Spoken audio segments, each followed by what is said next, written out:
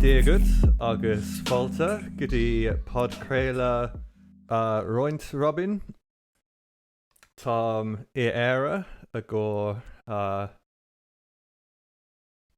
can't remember how to say 10 days. Agus mar sin tá mí cainte scailge ach rinne mé derúd a lán de tonga.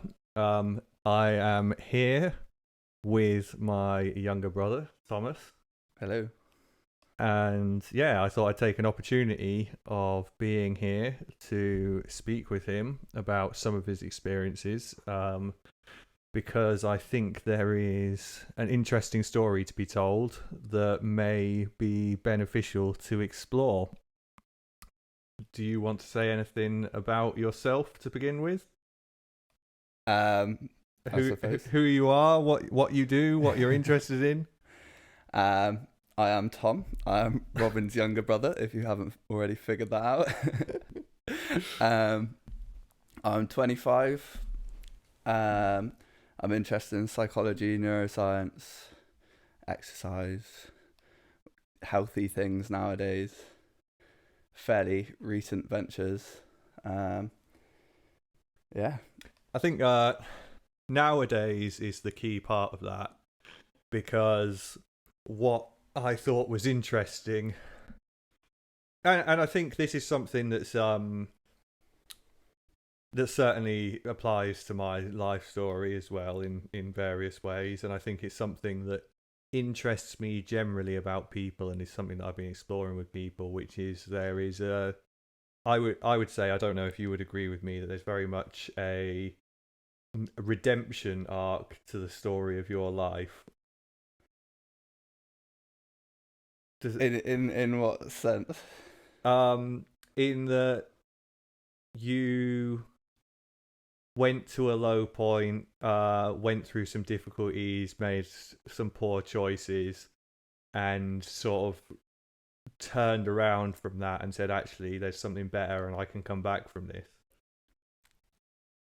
Yeah, I definitely, I spent the majority of my teenage years sort of pushing the limits of what my body is capable of, in terms of drugs and alcohol, and yeah, ended up in a bad situation, and it is pretty much a point where it is either I'm gonna die by the time I'm 30 or I need to sort it out. So yeah.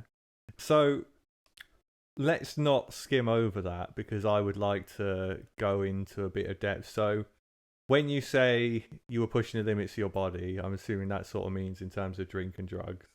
yeah. So when did that start, and where do you think that stemmed from? It started when I was 14. You were a late starter. In caution, yeah, pretty much. When I first started, I was smoking and drinking and doing MDMA with people who are like 12, which is a bit of a horrible thing to think of looking back on it. I think I started smoking around 13, but I think I was amongst the younger lot, because that was over here in Ireland, and people start a bit later here than they do there. Yeah. But yeah, it started when I was 14. Before I was 14, so it's when I was in like year 8, I sort of started going through a bit of a rebellious stage. I sort of realised there wasn't much of a point to school. I found a lot more joy in basically taking the piss and getting in trouble than conforming to anything, basically. That sounds familiar. Yeah. Standard teenage things. And then what was it standard though in comparison to the majority of your year group, or would you say you were at the more extreme ends? I don't know, because I wasn't in school in England, so I experienced things quite differently. I know that in my school experience and then actually coming to England and going to college, I was always sort of at the more extreme ends than a lot of the people around me. Yeah, well, I suppose if you look at it in terms of the whole year group, I definitely was in the more extreme ends. But the people I surrounded myself with, not so much.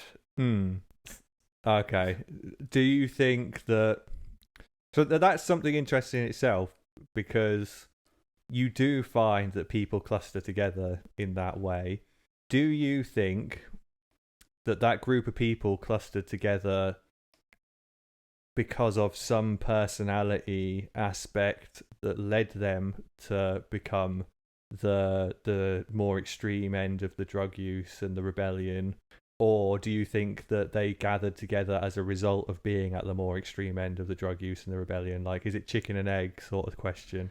I reckon they gathered together because of the more extreme use of drink and drugs, because a lot of my friends, their families, including me, obviously when we were growing up, dad was smoking, and I heard numerous stories about speed and people dying and so on and so forth. And obviously with you as an older brother. Well, yeah, I was going to say, I feel like you're avoiding probably one of a more direct influence of a lot of that stuff, because so you were 14 when you started, which means I would have been 20 at that point, and we shared bunk beds in a room from the point I was 16 onwards. So you would have been 10, and I was coming home on a regular basis, completely out of my head on whatever. Yeah, you know what? I was actually pretty fucking oblivious to it. Like, looking back on it, I wasn't aware. The first thing that I really noticed, obviously you'd keep me up, you'd come in and you'd put your computer on and you'd start watching South Park or something, and the light from the screen would wake me up, and I'd be pissed off, and I'd be led in bed trying to sleep, had school in the morning and all that. And yeah, basically the only thing that really made me aware was a few years later when mum told me about you taking that legal high, and the stickers on my on my room were giving that me was a really intensely horrible experience. That I have obviously they're not legal anymore, but whenever I took legal highs when I was younger, I had a far worse time than I ever did on any of the illegal drugs by miles. And that one, I was at a friend's house. We had these, there was supposed to be some sort of replica for speed, and I decided to take them. I can't remember why I decided to take them really early in the morning. I just used to make decisions like that when I was that age. And I remember feeling absolutely horrendous in his house and being like, something is not okay, I'm going to go home. And I walked out the house, and I only had to walk across a park and down an alleyway to get to our house. I got lost on the park, threw up on the park, and decided that I should go a way that I'm more familiar with, which was about a 2-mile round trip to avoid the park. And I've no idea why I did that, but it took me ages to get home. And then I got home and I went and laid in bed, which must have been suspicious anyway. It was only mum at home. Must have been suspicious because it was the middle of the day and I just come home with no explanation and gone straight to bed. And I remember I felt like I could hear this really intense dramatic music coming out of the walls and the floor, and I was completely hallucinating this. And then I looked up, and you'd put loads of smiley face stickers all over the bed because you were 10 years old. And I could see these smiley faces. It was like they were laughing at me and they were tearing themselves apart. And it was and it was part of this really horrendous hallucination that just left me feeling like I was convinced that I'd gone insane and that I was never going to be sane again. And that's when I went downstairs and asked Mum for help. Which I think were I to repeat that situation several years later when I had the knowledge that I did, I probably would have rode it out instead of dobbing myself in like that. But I think it was sort of beyond that point at that stage. But one of the things. So when you were that South Park, I mean, I remember watching South Park in that room, but not so much. I more remember playing SSX Tricky on the PlayStation because that was something I used to quite frequently do. Because I would work Saturday night, I would get picked up, I'd go into Bristol, I'd go out to the clubs, I'd take pills all night. I would get dropped back at like 6 in the morning, and I'd have to go back to work at midday, but I wouldn't be able to sleep because of everything that I'd taken, and so I would sit and I would drink straight vodka while playing SSX Tricky while you were in bed above me, and you were, I don't know, 10, 11? Something like that. So I'm really surprised that never was apparent to you, but I guess you were probably young enough that you were a bit naive to it. Yeah, I just didn't really think about it. Obviously, like I when you guys used to hang out at John's house, Yeah. um, like I was oblivious to it then as well. Like obviously when he got that hamster and that, and I was trying to. I remember saying to him just like, because I like loved that hamster, and I was like, oh, don't worry, I'll give you my like pocket money and stuff like that as long as you get the hamster something nice. And he's just like, yeah, just give me money. And then you were like, no, you're not you're not allowed to take money from my little brother. I have no memory of this. Do you not? No. Yeah, he was. I was just like offering him money, and obviously he wasn't going to spend it on things for the hamster. No. Not a chance. You had to convince him not to take it. But it was when Mum was cleaning the house, and she would like take me up there, and like I'd sit around playing Xbox while she cleans. Okay. Yeah. And like I was oblivious to it all then. I knew you guys were drinking and that, and I knew that you smoked, but in terms of like other drugs, I was sort of just like, I was young. I was in my own little world. Yeah. Well, that's probably not a bad thing. So, back to the sort of original story. So it was around 14 you started, and you fairly quickly became on the extreme end of the spectrum in terms of your year group. But those of you who were that way inclined sort of clustered together based around your position on that spectrum. Yeah. And so at that point, do you think that it was a sort of healthy exploration and teenage rebellion driving it, or do you think there was anything more to it? So one of the big factors was when I was in primary school in Ireland, I got bullied a little bit, and I always felt like quite shy and awkward in school and things like that. And although I was like friends with everyone to an extent, but like not at the same time. Like people would still sort of like take the piss out of me from time to time, but not in like a sort of bullying way, and it made me quite like self-conscious and that. So when I first started smoking weed, I was like instantly like accepted by like this massive group of people that were like all older than me, and like I just felt really welcomed in a sense. And they were all like asking me to come out. One of us. Yeah. Originally, I was probably more welcomed because I was young, had money, and didn't know what a 10 bag looked like. So, but I quickly became friends with everyone, like, and just felt very accepted. And yeah, before I know it, we were sniffing we're buying like half ounces of Mandy between us in the night and just sniffing it all, and yeah, just ridiculous amounts of drugs within the space of like I first started smoking weed, and then within 3 weeks I was taking MDMA, and then like 2 weeks later I took 2CB, and by the time it came to my 15th birthday I was just like, yeah, doing everything as much as I could. I was stealing money from Mum. I was doing Mandy like 3 times a week, and like, yeah, just took off. Pretty intense experience, really. Yeah. But you know, I remember being very similar. I mean, lots of the other drugs didn't come till a bit later for me. I think I was 16 by the time I sort of moved on to the Class A's and other things, but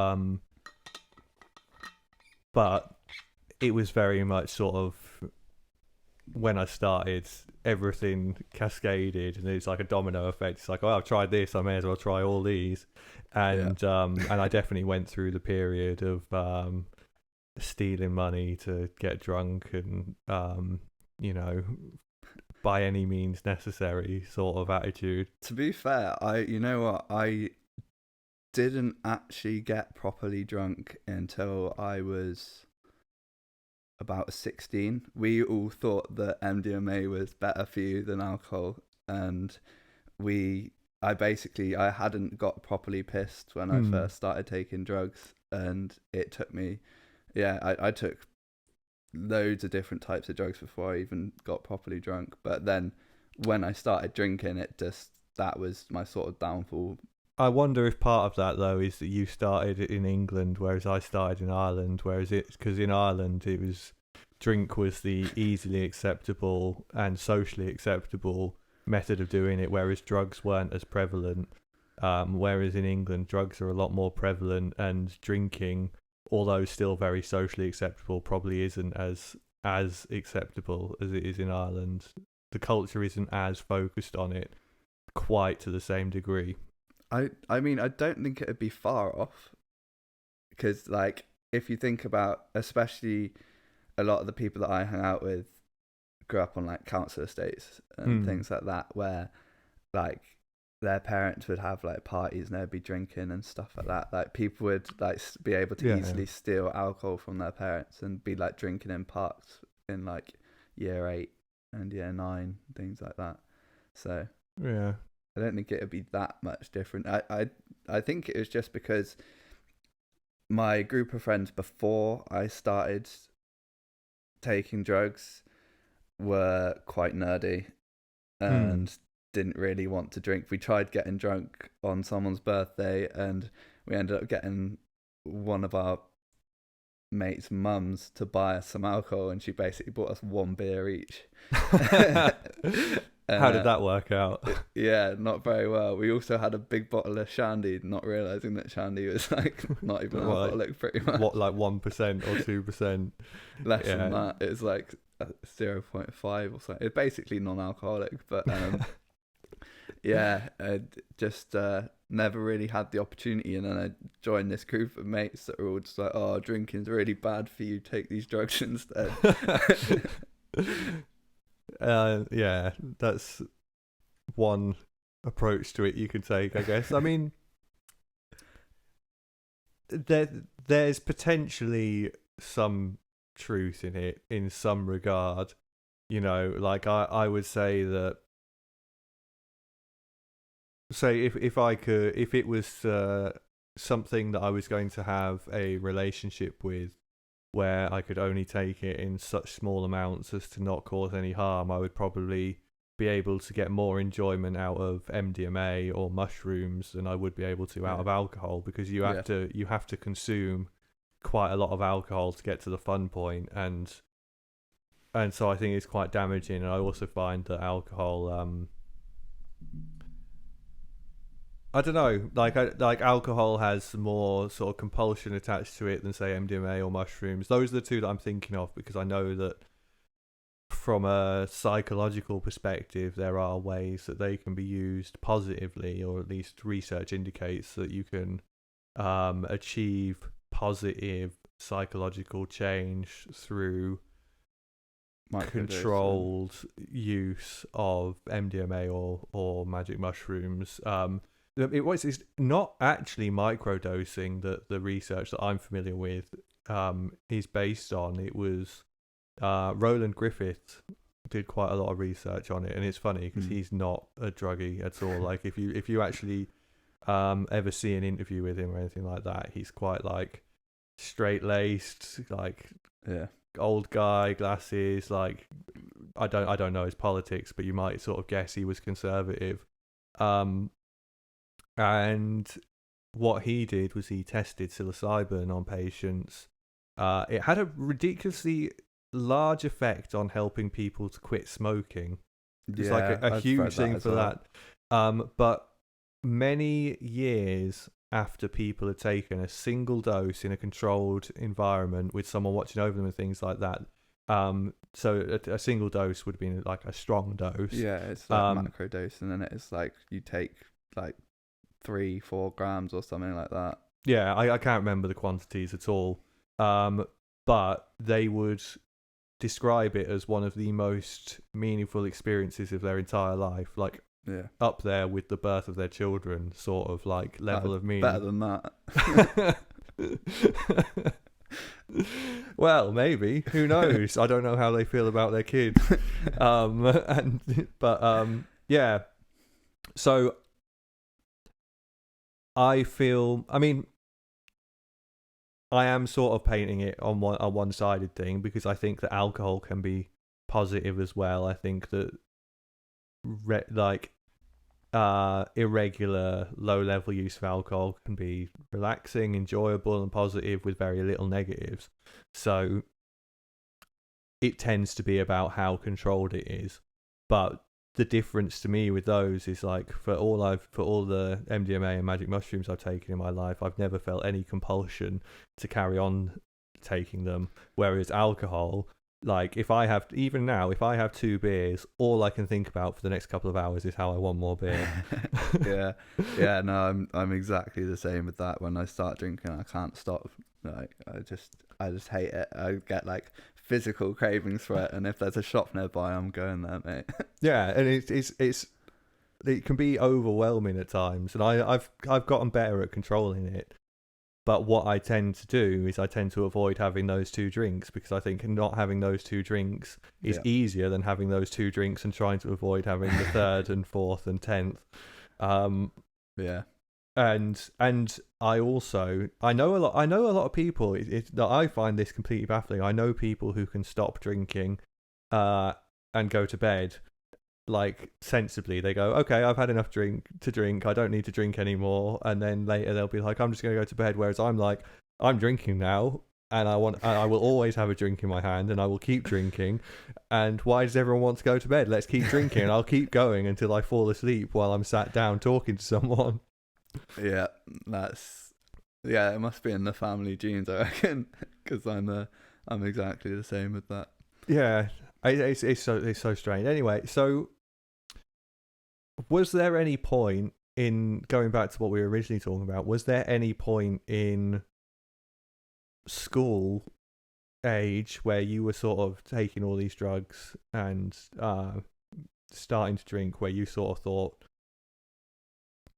this is bad, this is dangerous, or this isn't this isn't healthy? I'm not sure how familiar you are with my AMT experience. So did you get some cash out or? Very funny. No, I honestly, that's me saying that I don't know this story. I don't think. Right, so basically, what's AMT? AMT used to be a legal high. So there's a theme here with legal high.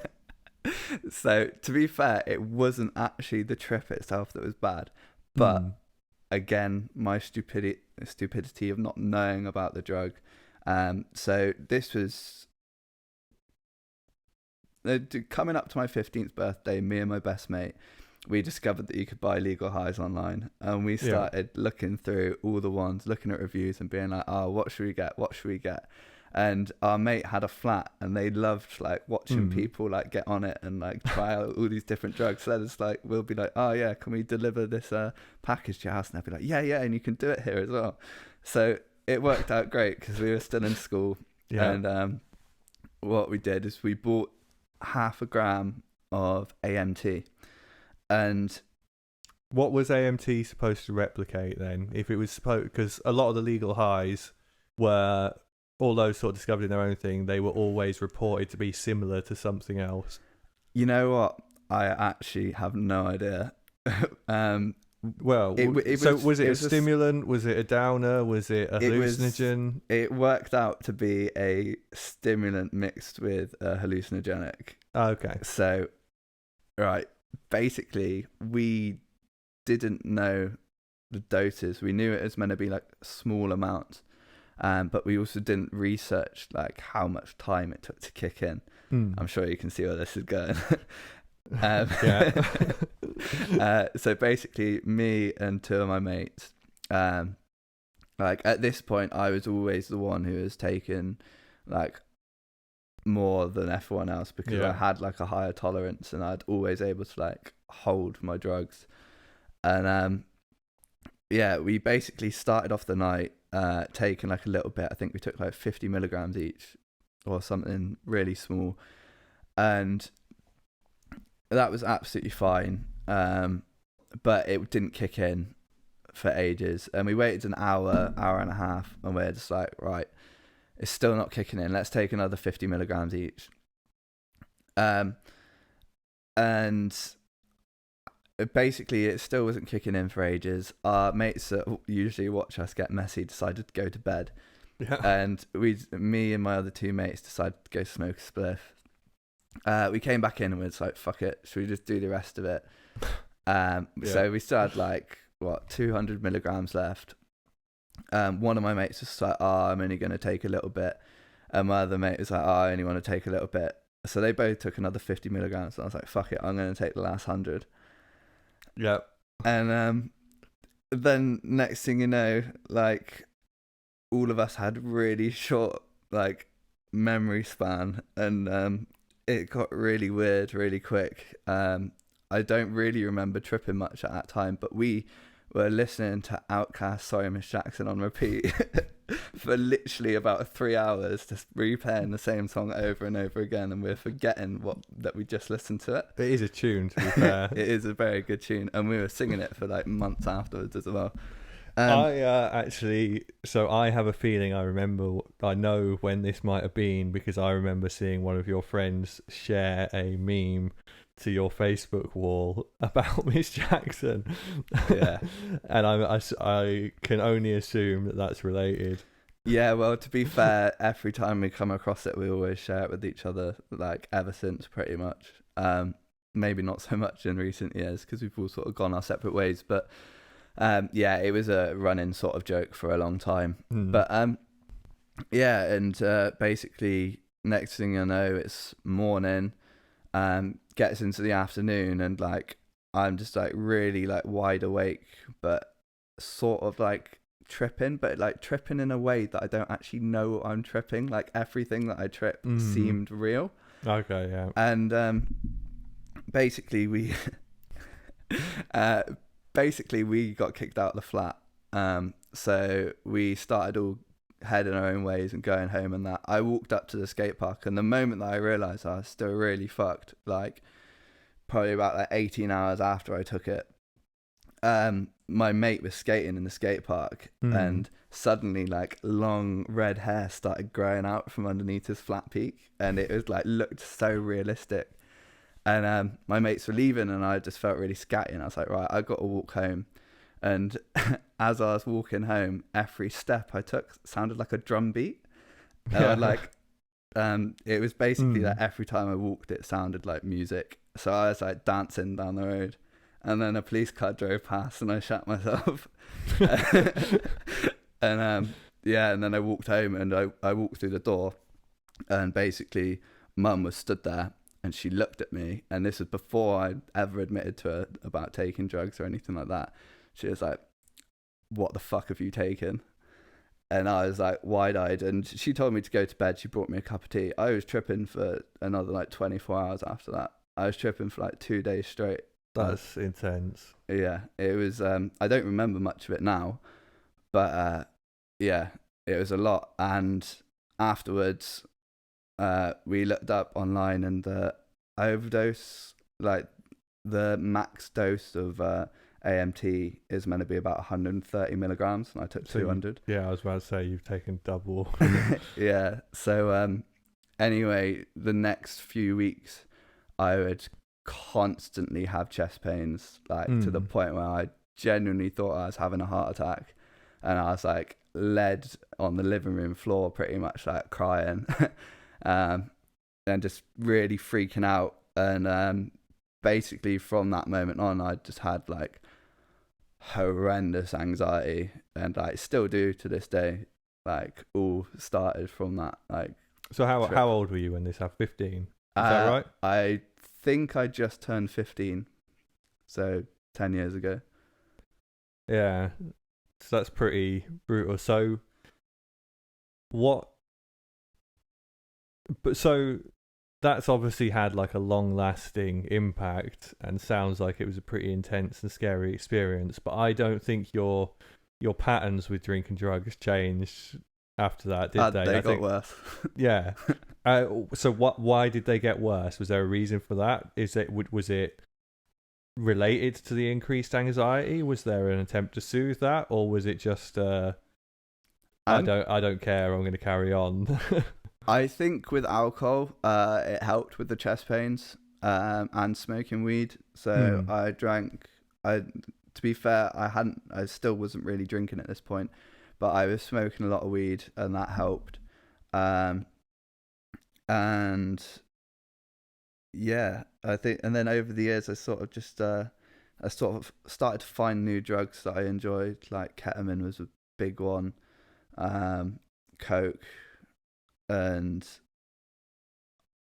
yeah, I just didn't really care, to be honest. I didn't think about it. I just enjoyed being messy, so I just sort of like kept at it.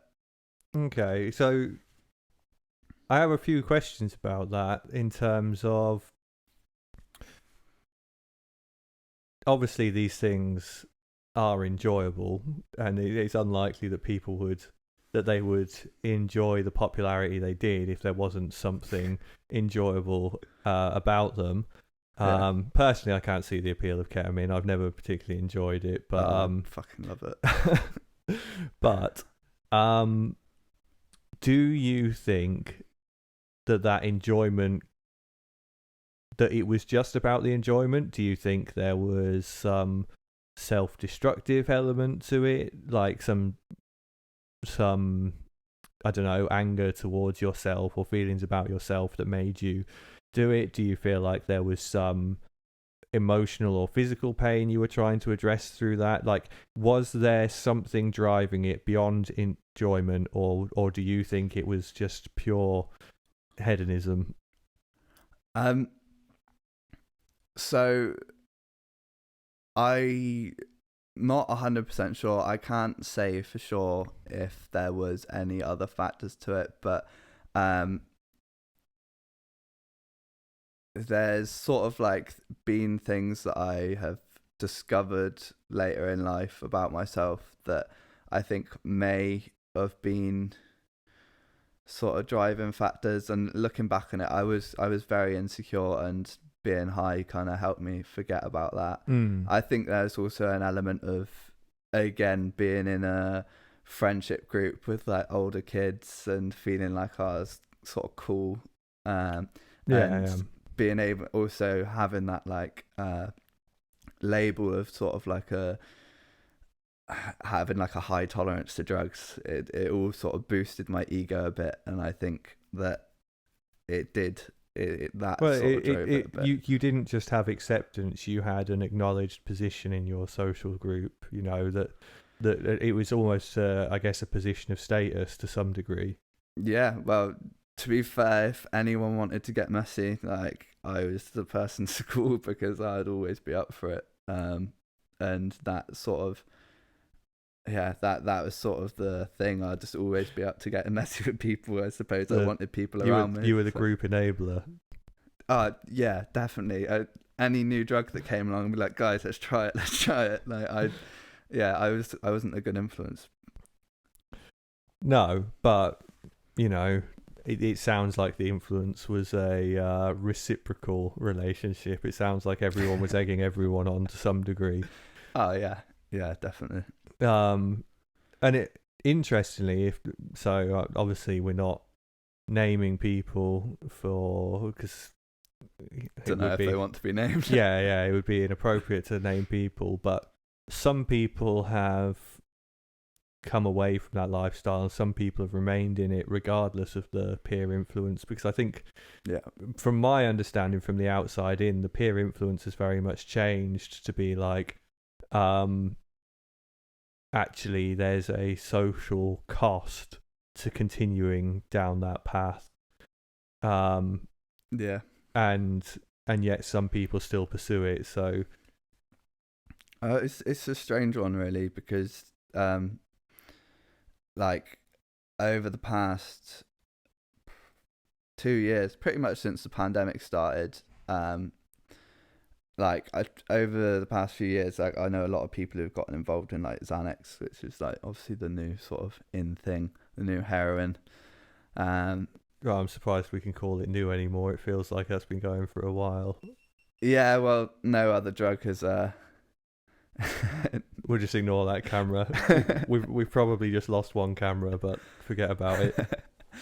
Yeah, there's no other drug that's really like replaced it yet, so it's still the new drug. But yeah, in the past 2 years, I know 3 people who have died. One of them I'm not sure how, because I haven't asked. It's been a very sensitive subject, and the other 2 have died from dodgy Xans. And I've spoken with some people as well. One of my mates was telling me that her friend died taking Xans, and everyone the next morning was still taking them, like even though they died at the party, and they were all there when this girl died, and then like to deal with the death, they're just taking them. And it's just sort of like, I don't think anyone really has like a, I don't know, I think drugs numb people to the consequences of drugs, innit?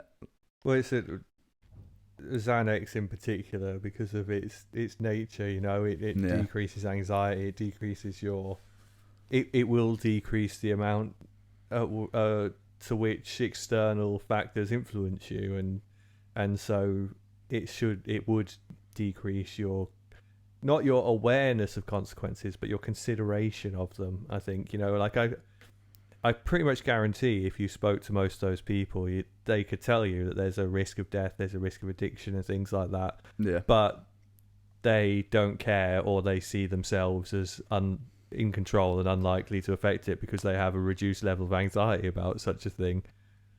Yeah. It's a pretty vicious circle therein. There's a bit of a feedback loop of, you know, when I stop taking Xanax, everything feels horrible, so I keep taking it. Then horrible things happen that make me feel horrible if I stop taking Xanax. Yeah, it's really fucked. It's really fucked. It is incredibly sad to see. Yeah, I'm not. It's almost. It's too complicated to sort of get into that, I'd say, in terms of what the solutions are, because I feel like, I mean, unless you have some grand idea for what the solutions are, because I basically think that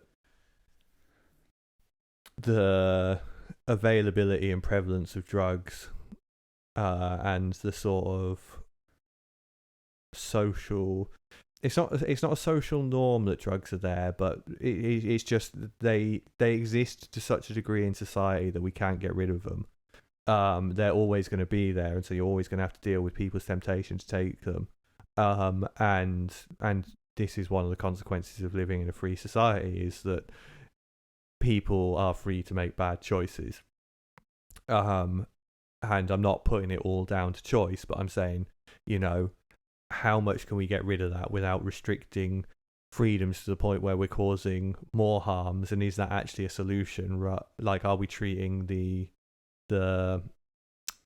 symptoms, or are we treating the source? And I would say that the source is largely individual to some degree, in that if the way to deal with it is probably on an individual level, because I think you need to address it with each person, and I think that makes it very, very difficult, because it's not possible for that to be successful with every individual. It's not possible to get every individual to engage with that, because not everyone's going to want to, and you don't want to resource something where, say, if we had some more proactive sort of detox or rehabilitation type program that was like actively seeking people out, you wouldn't want to pour resources into that if it wasn't getting if it was getting people to agree to it who then weren't engaging with it meaningfully, because you're wasting money, because it's that classic thing of you can't change someone who doesn't want to change themselves. No, but you can definitely. The question is it the actual drug itself that's the problem, or is it basically the consequences of that drug, if you know what I mean? Because there's not I feel that especially in schools they definitely don't educate people well enough on them. There's not, with Xans and that, if you had the ability to test your Xanax for things like fentanyl, that's readily available for people who are addicts, it could prevent a lot of deaths. And there's obviously still going to be the issues with addiction, but the more availability to help and resources there are, then the better it's able to be controlled. Obviously I don't have perfect evidence for that or anything, but it's a speculation. But there are what's that country that's got centers where you're able to take drugs, like it's like one of the Scandinavian countries. Oh, I'm not sure. I know that they had a project in, I think it was Toronto, where they had safe injection rooms and things like that. But Johan Hari wrote a book called Chasing the Scream that's very, very good, and he was exploring the cases for and against prohibition, and he explored lots of different projects and different schemes in countries where they tried this. Since then, I mean, I'm generally of the belief that the best. So I think the issues with addiction come from a wider crisis in a lack of meaning, stemming from many, many different changes in society. That's a whole, we could probably spend hours discussing that in itself. Definitely. But I do think that a lot of the issues that come with drug use as a symptom of the wider issue, whatever it is that's sort of behind the levels of drug use that are occurring, is the fact that it's a criminal enterprise. I think if we decriminalised drugs altogether, then we could regulate their production, which would decrease the level of contaminants within them. It would enable us to provide more accurate education on drugs, because I don't think that the education, like websites like Talk to Frank and things like that, like anyone who's ever taken drugs and reads the Talk to Frank website will go, that's a load of shit. Like to me it's hilarious that they can never even get the street prices of drugs right. And I'm like, you can figure that out just by walking down the street.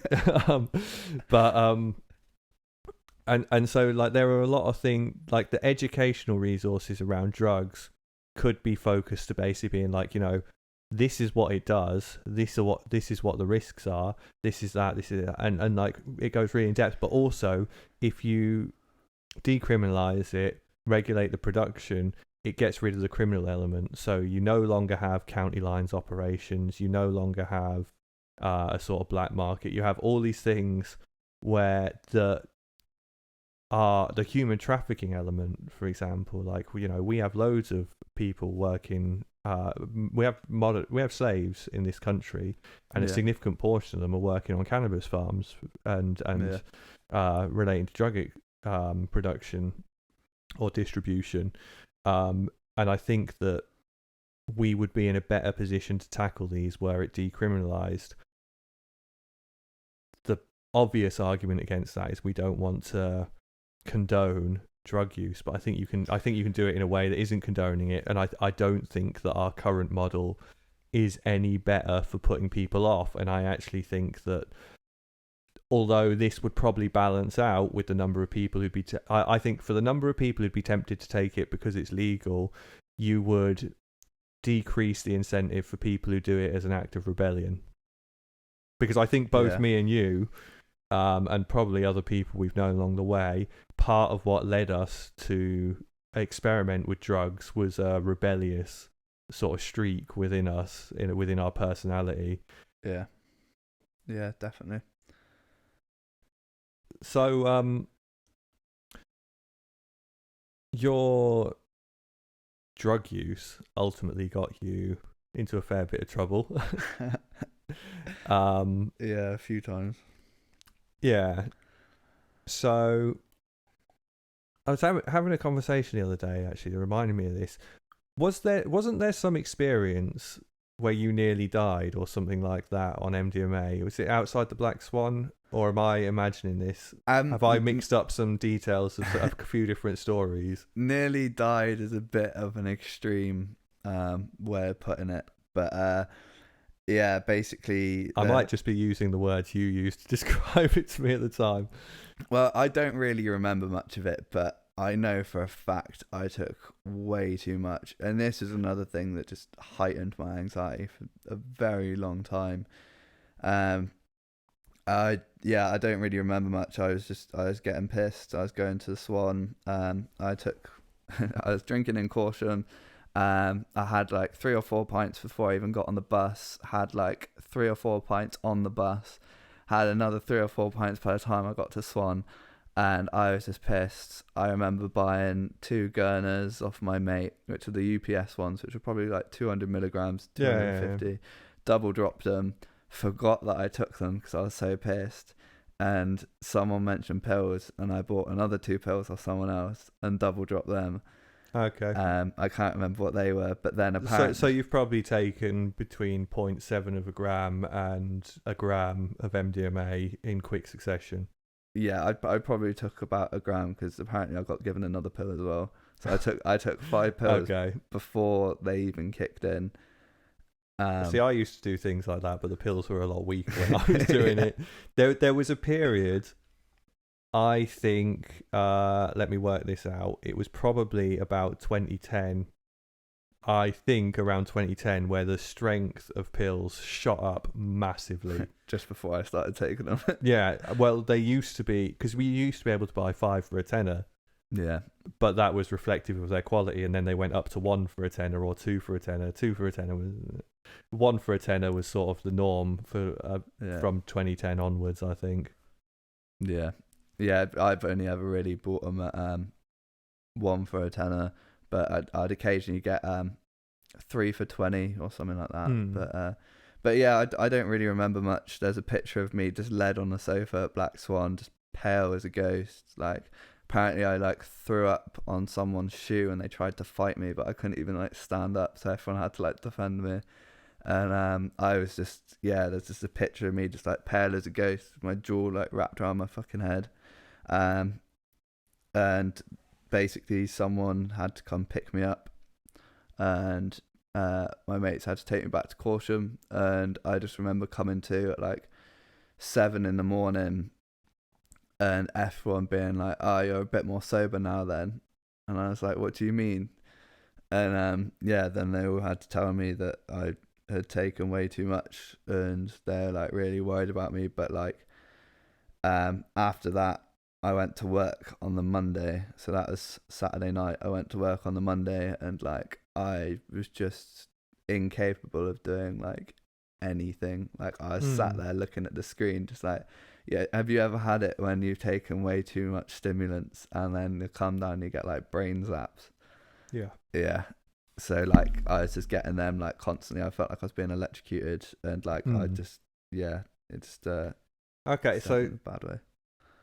There's something that in my memory about this story that isn't quite translating into what you're telling now, because I had some memory of you losing consciousness as a result of it, or collapsing or something like that. Have I got that completely twisted? Yeah, so I don't think I did. I know F1 was really worried about me, and that's why they had to get someone to come pick me up. But no one actually realized the extent of how many pills I took until I started speaking to separate people and found out this person gave me this person gave me that, this person saw me with that person who was giving me pills. Yeah. And then I looked at my bank statement, and there's like multiple times when I went to the cash point to get 20 quid out. So like, it sort of all started to add up afterwards. So I don't think anyone actually realized like how dangerous what I had done was. So like, but yeah, I don't think I lost consciousness. I definitely threw up a lot. Okay. I was led on the chair for a good like few hours. But so was there any point in all of this that you would say you had an addiction? I'm thinking particularly around Coke. No. So not at this point. The Coke addiction didn't come till a bit later. Okay, so we don't need to go through every negative experience you've ever had on drugs because I have a limited hard drive space on my laptop. Yeah, it would be here for a while. But so I guess what we're ultimately leading up to is you going to prison. Was the Coke addiction attached to that, or was it? Yeah, I would say so, because I got the party that I got sent to prison for, which was UK Tech 2015, happened in May Bank Holiday. Big up. Yeah, sick party, hands down one of the best parties I've been to. Yeah, it was good.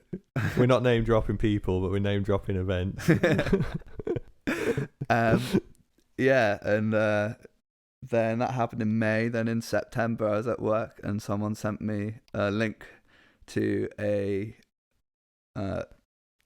like newspaper website with my face on it. The Bristol Post. Yeah, my face on it, basically saying we're looking for these people. And that, didn't they post it on your Facebook wall, saying, "Look, Tom, it's you"? No, so it wasn't quite like that.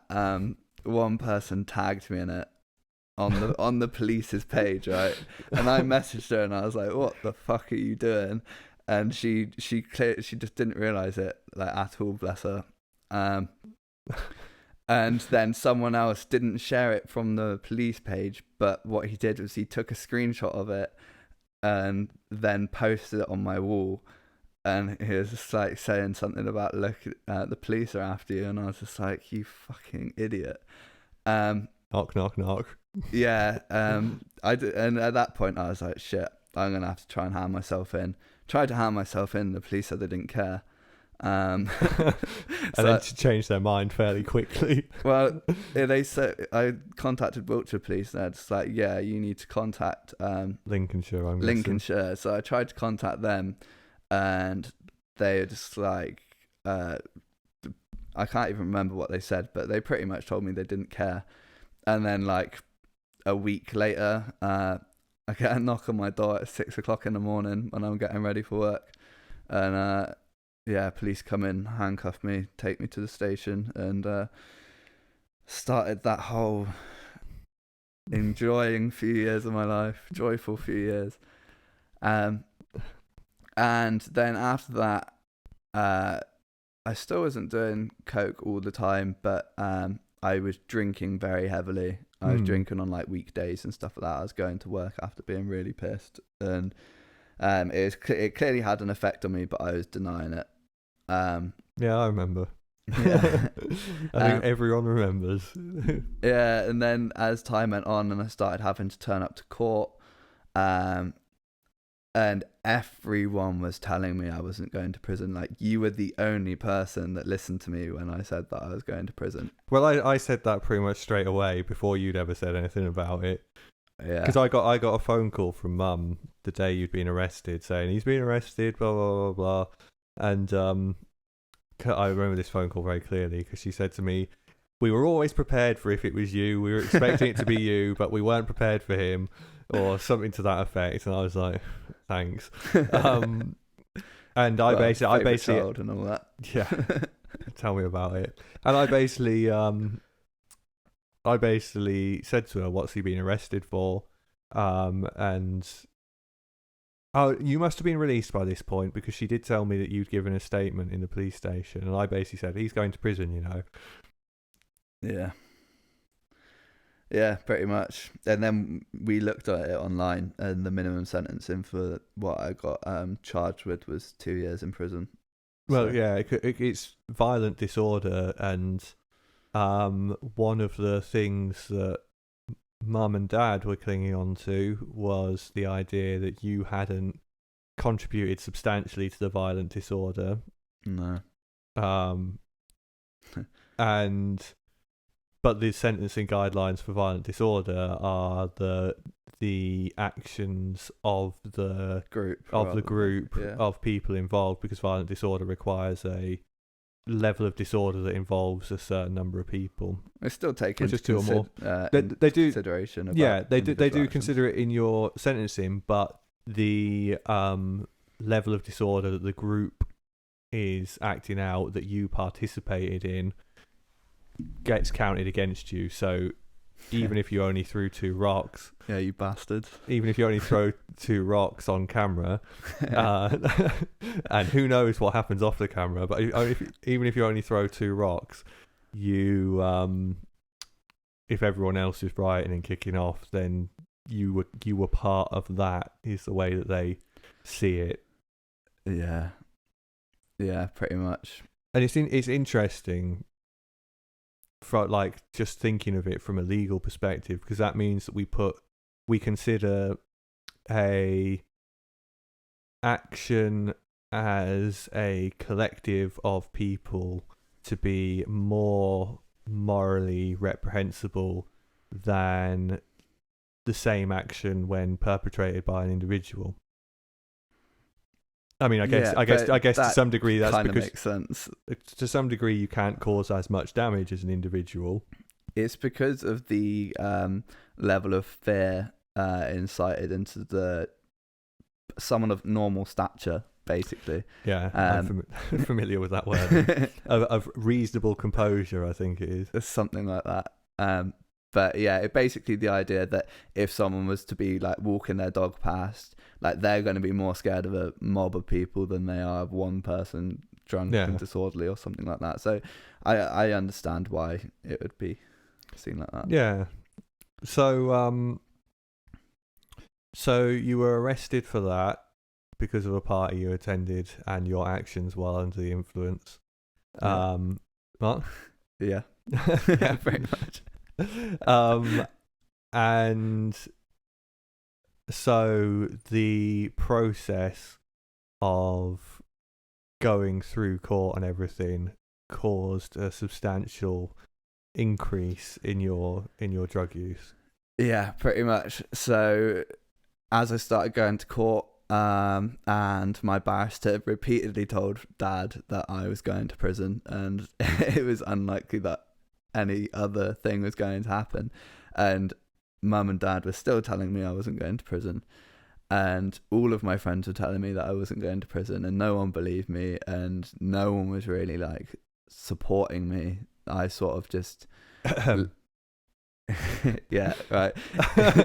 You come more into the picture when I'm actually in prison, but yeah. Well, yeah, but I believed that you were going to prison. Yeah. It's very difficult to have an active supporting role from the other side of the country. Yeah, no, you did your bit. It's all right. But yeah, I basically just lent on alcohol mainly, and at this point, everyone in Corsham started just doing loads of coke, and I was able to get like really nice coke off the dark web, like fairly cheap. So I was just ordering like 8s and just basically just getting sniffed up all the time, and it just spiraled and spiraled and spiraled until I went to prison.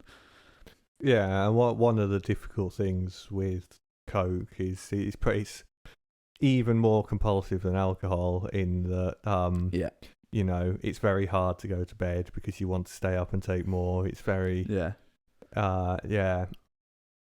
I also fell victim to the quality of the dark web and everything like that. And I remember reaching a point at one stage where I was living in fairly horrible conditions at a friend's house because various circumstances had meant that I was just staying there temporarily, and I would get a delivery at sort of like 9 a.m. I'd be like, well, it would be rude not to test it, and then it would be I'd be sat there paranoid as hell, not leaving the room because I'm just like, Yeah. I don't want to interact with the world or acknowledge to them that I'm in the condition that I am, so I'll just stay here and sniff some more.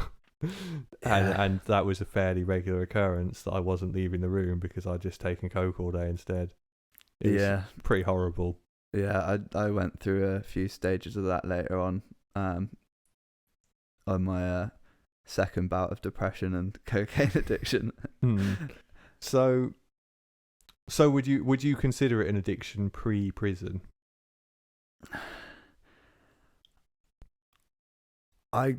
No, I don't think I would, because I drinking maybe, but coke, I couldn't afford to do coke all the time. No one can. Yeah, so I think it was more of a habit or a coping mechanism, and I was also doing a lot of ket by the time I went to prison as well. And to be fair, I wouldn't say I went full blown like addiction until like a few years after I came out of prison. Oh, okay, so that timeline isn't quite what I have in my head. So obviously going to prison, you were sentenced to a year. Yeah, 1 year, spent 3 months inside, 3 months on tag, 6 months on license, and 6 months on post-sentence supervision, because for some reason they give you an extra 6 months on top of your year. Because you deserved it. Apparently so. And although you were 19 at the time, because you were originally due to go into a young offenders, but there was a couple of you who were due to go into young offenders, I think, and ended up staying in Lincoln because they just didn't see any point in changing you, so they left you in an adult prison. Yeah, so basically they were saying they're going to move us. The only person that got moved was my original cellmate, bless him, ended up in Glenparva. From what I heard, didn't have a great time. I don't think anyone does if they end up in Glenparva. I think Glenparva might be closed now. That's probably a good thing. I think it's been closed for a few years, but yeah. And he is the only one that went because he was the only one of the young youth offenders that basically got longer than a year. So originally they were going to ship people out, but what they decided was, since they were going to give everyone their tag who came into Lincoln, the people who only got sentenced to a year were only going to be there for 3 months. So they didn't see behaviour pending. No. There was one person in there who had a very, very long list of previous offences, even breaching his tag. And so what I meant more in terms of behaviour while inside. Yeah, no, because you can mess up your tag by Yeah, but like they pretty much decided that I don't know why, but they pretty much decided to give everyone, like people who are getting caught with like Mamba and stuff like that, but still got their tag. Like there didn't seem like there was any like real restriction on it, because maybe if they were like violent inside, because everyone was like free party heads, they're all stoned most of the time. They don't really give a shit.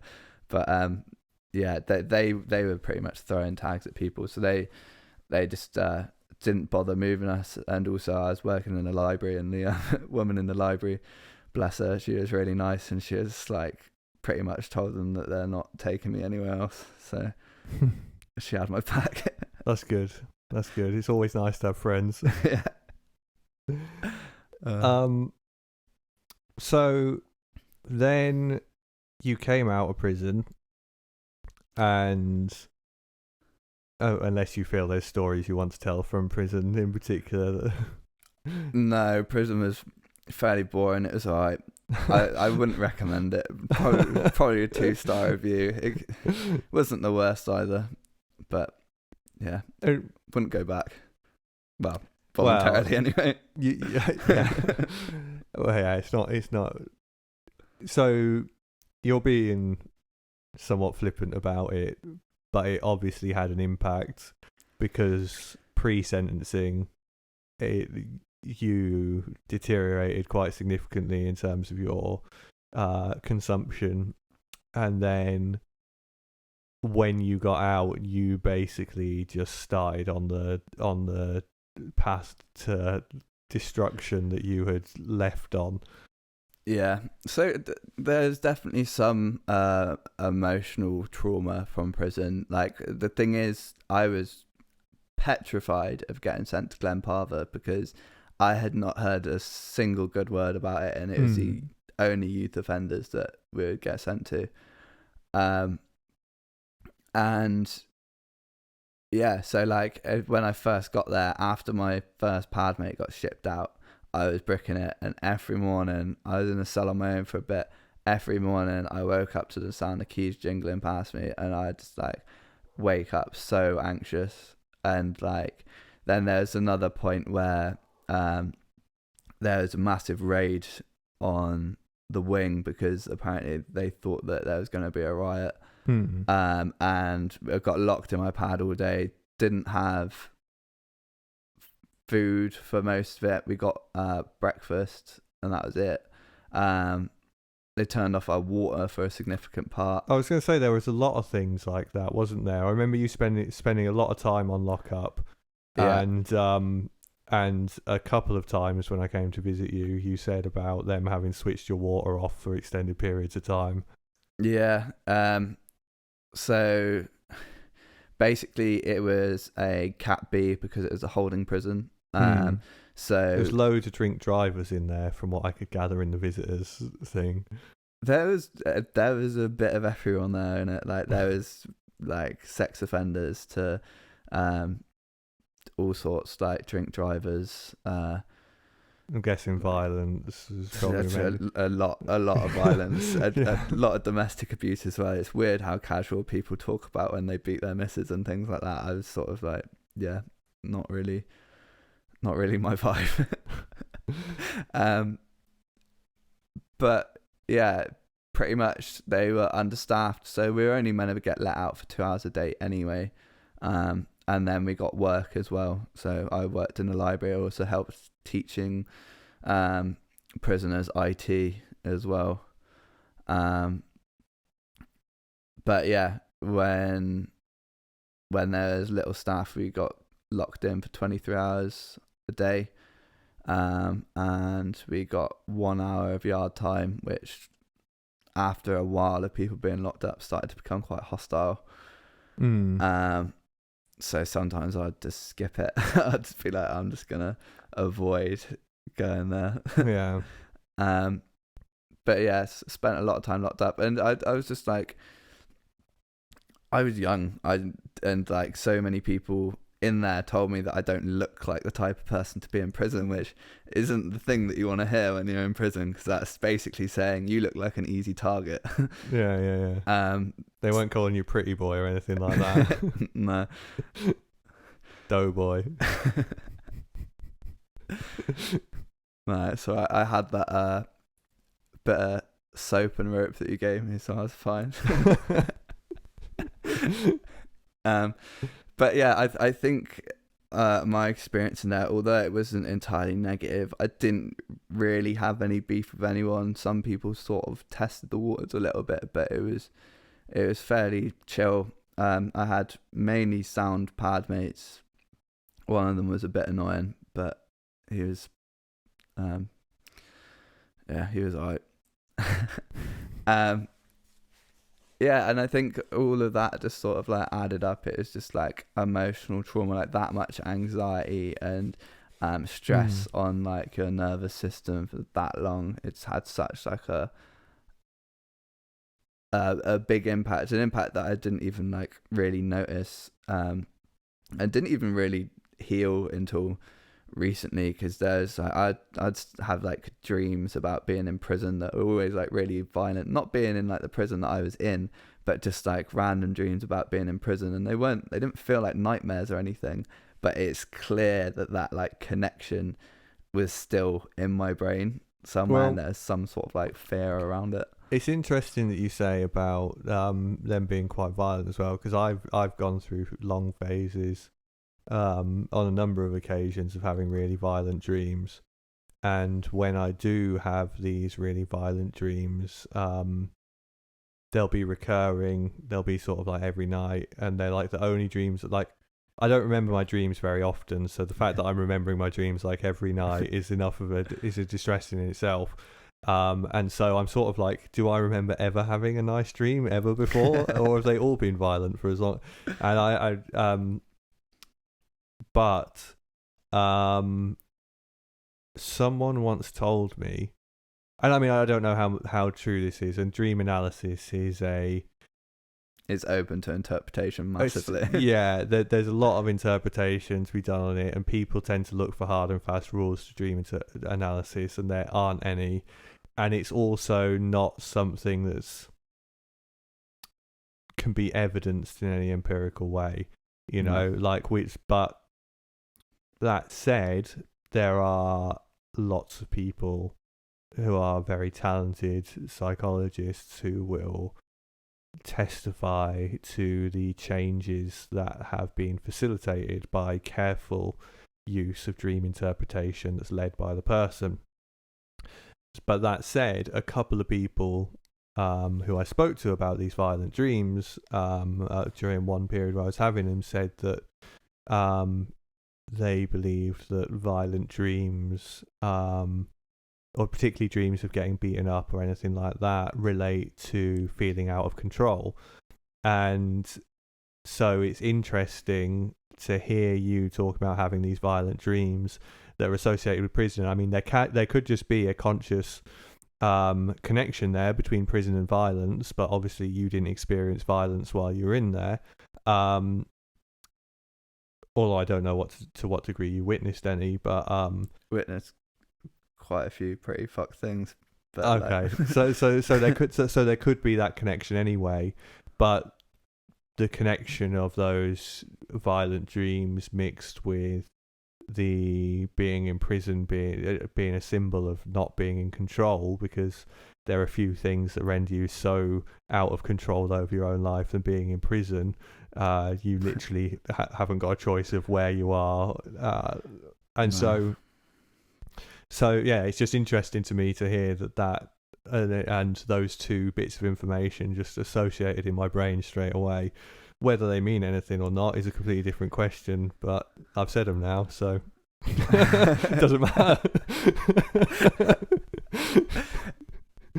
Yeah, I don't know, but probably. I mean, the thing is, the really strange part about it is the dreams tend to be, like me being in prison, but me doing like violent things. Like I've had dreams where I've like, basically like cut out people's like tongues and things like that. It's like really extreme like violence, and obviously I'd never do that. That's okay. You don't need to specify that. I'm well aware that dreams aren't real life. So, okay, is there some connection that you have in your mind with going to prison and doing harm to others? I like how you've asked this question knowing that I'm going to mention the other youth offender, that not so much like any physical harm to him, but when I first came into the prison, basically there's 3 youth offenders. We're only allowed to be padded up with another youth offender, and instantly I reached to my mate. Well, not really my mate, I've known him for about 3 hours in a holding cell, and I was like, yeah, let's get padded up together. And he was just like, yeah, and that basically left the other youth offender who got shipped off to another wing, and pretty much every time I saw him, which was usually when we were going to work or going to education, he was crying and he was having like a terrible time, and I felt incredibly guilty for a long time, and still do, but I know that I shouldn't, because I just did what I needed to do to survive in that instant. Yeah, and as brutal as it is, you know, like your choices got you in there, his choices got him in there, and yeah, you know, what would he have done if neither of you got sentenced with him? So like, he would still have ended up in the same situation probably.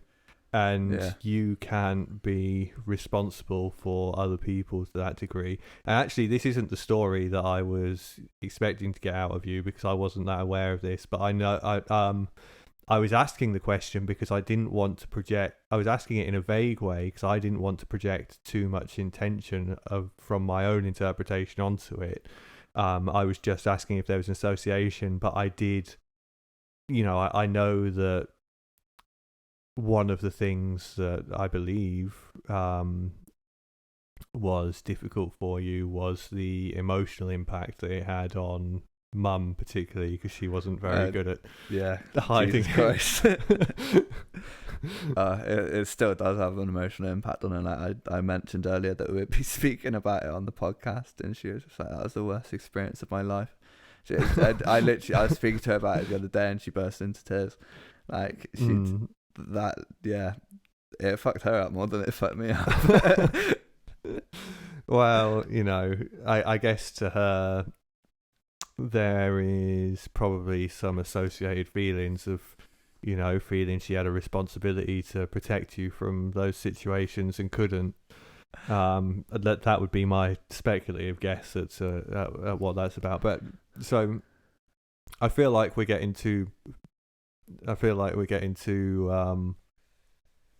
bogged down in the negatives here, and what I want to get into is the transformation period, really, because I think you've undergone some significant changes, and although I don't think you're where you want to be yet, I think there's a lot more to come. But I think your mindset, your approach to handling your mental health, and all, there's a lot of things that have changed, and that's sort of what I want to get into. But I feel like we should probably bridge the gap from prison to there by exploring the sort of aftermath of prison and the period of addiction that you mentioned earlier in between. Yeah. So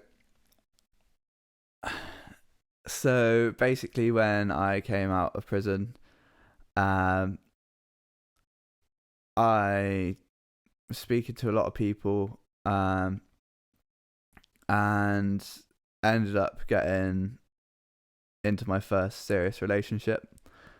And that was first and only.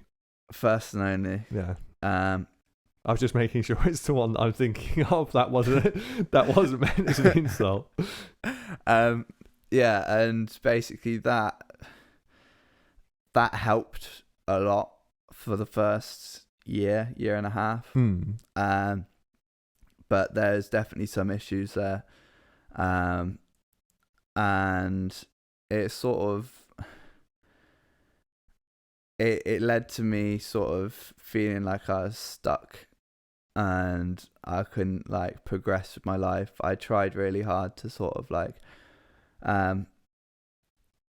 because I've always had this sort of like desire to be rich. You know, I'm sure most people have at some point or another, but it's always been like a aspiration of mine to get rich, to not for greed, more to do like good things.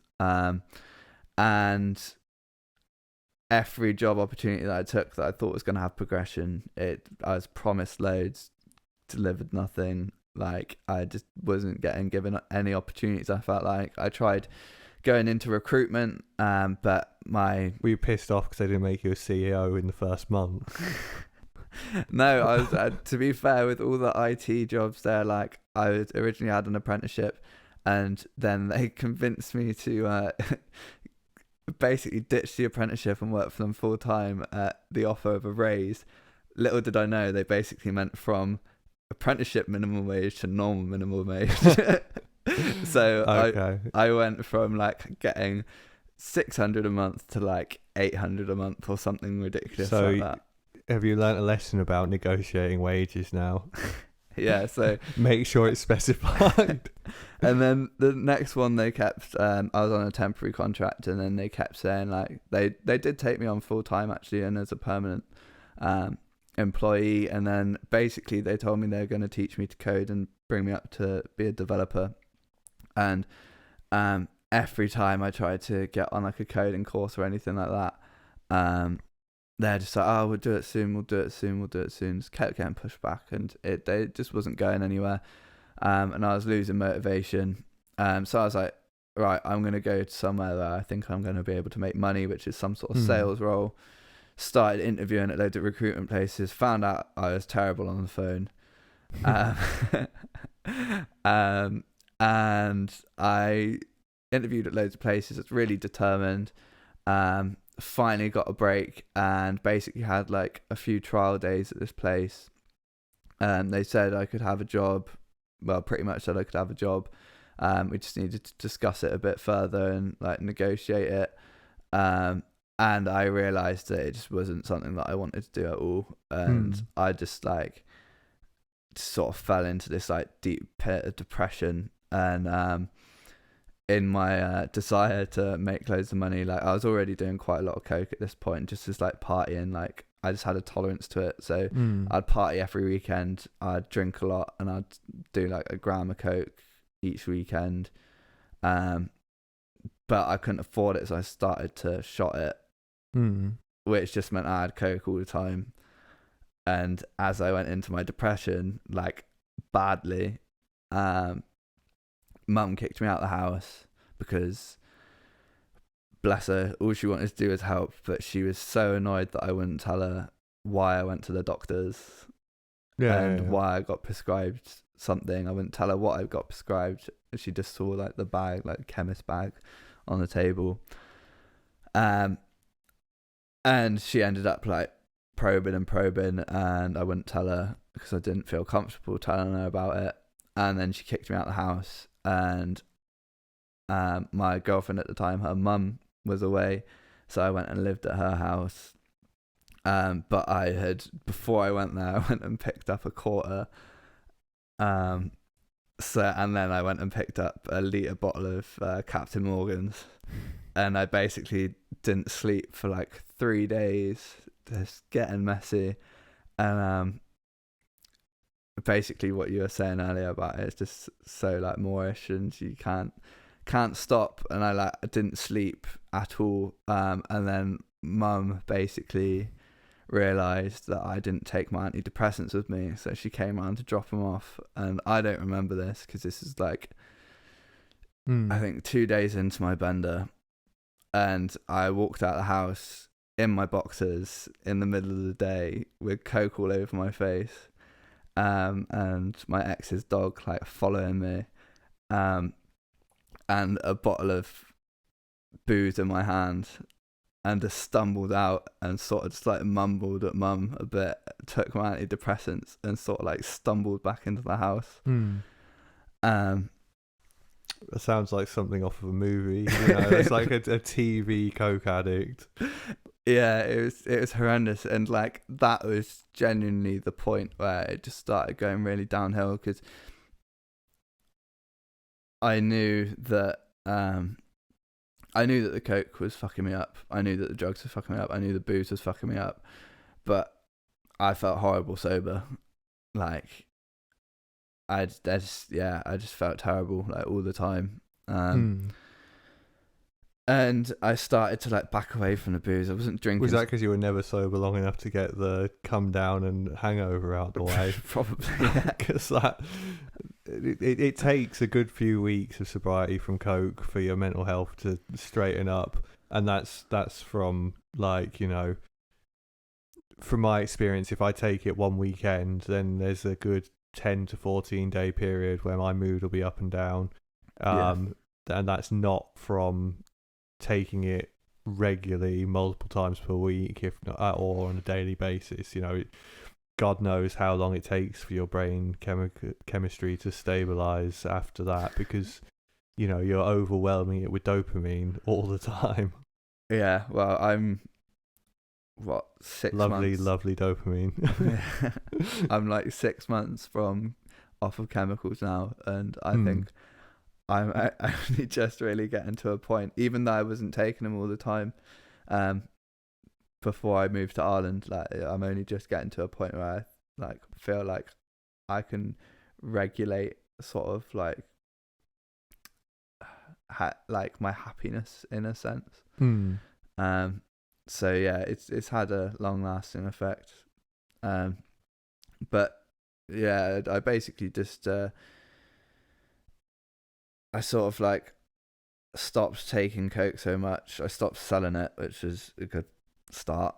I stopped drinking so much, but I'd always end up with little bits after like a weekend or something like that if I was doing it, and I'd end up doing it in the week, like without any booze or anything, and just like sat in my room basically just having an anxiety attack, and then if I'm doing it, and then I'd sniff another bit and just go through the motions again until it's gone, because I physically couldn't have it there without doing it. And yeah, that it caused a lot of issues in the relationship.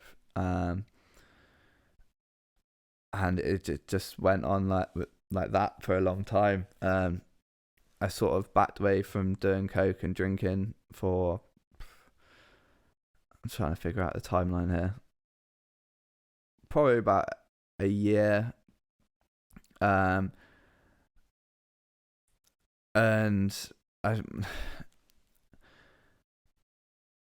it's kind of difficult to explain without going too much into the relationship things, which I don't particularly want to.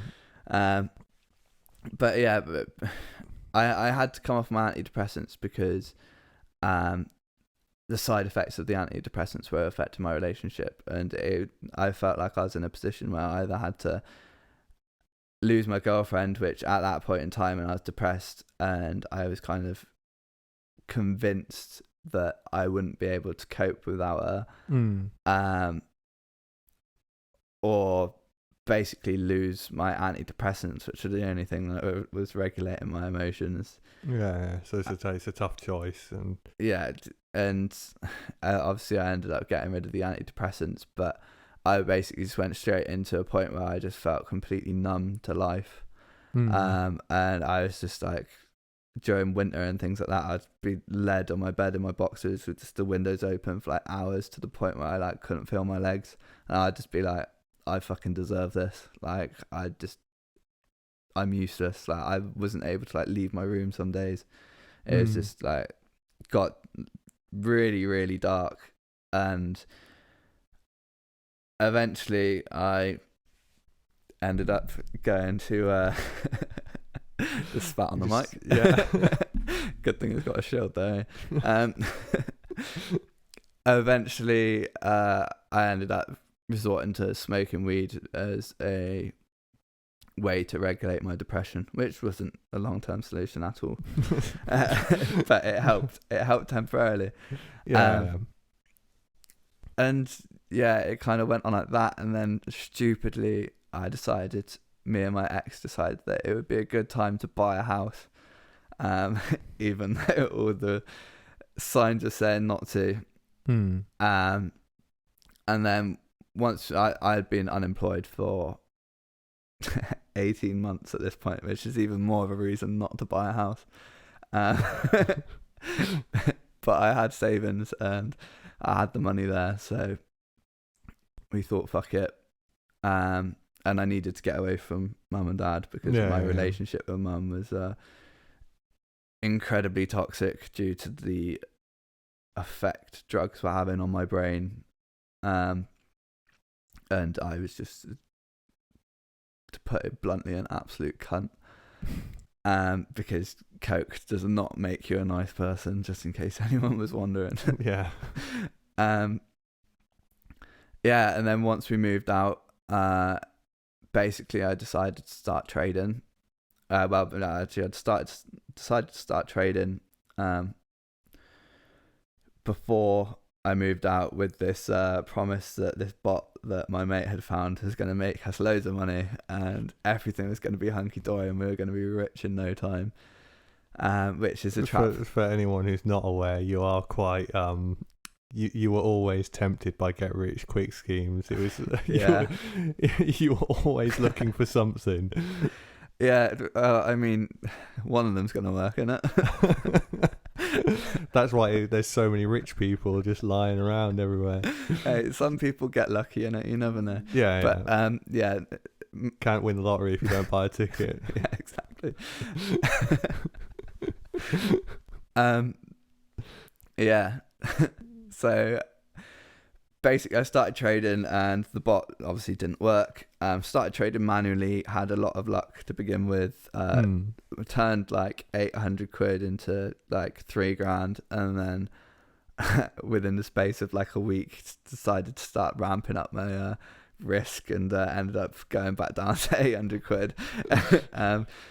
So at that point I was like, right, I'm going to give this a good shot. My ex said she was happy to financially support me somewhat. To be fair, it wasn't a massive amount, but it ended up having a significant impact on the relationship. Yeah, and at that point, I was like, right, you know what? I've bought a house. I've got a lot of goals that I want to achieve, and I'm sick of just being broke and just buying drugs with whatever money I've got to spare. And at that point I was like, right, I'm gonna sort my life out. But for anyone who's experienced trying to break a 10-year habit of just smashing drugs, smoking weed all the time, it is incredibly difficult and takes a very long time. So what aspect of that, because you know, you'd bought a house. Was it that sense of achievement that made you feel that you could do more? Was it the having goals that gave you some ambition and some orientation in your life? Like what do you think the key thing that made a difference to that situation compared to many other situations? Because you know, you were on your way to buying a house for quite a long time. Yeah.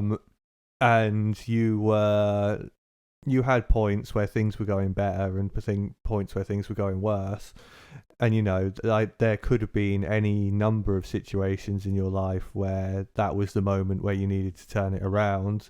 What do you think was so unique about that situation that you decided you needed to commit to a change?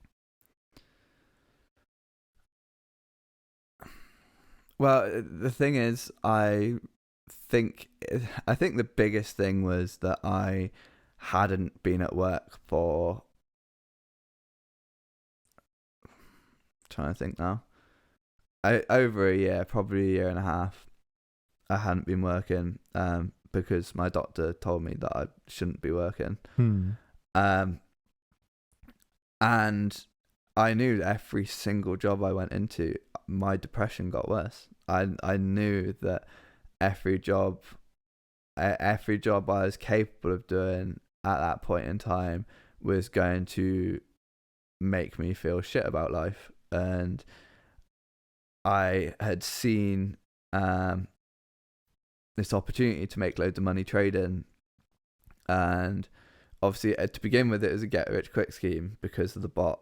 But yeah, the more I looked into it, the more I knew it was possible, hard but possible, to make a decent living off it.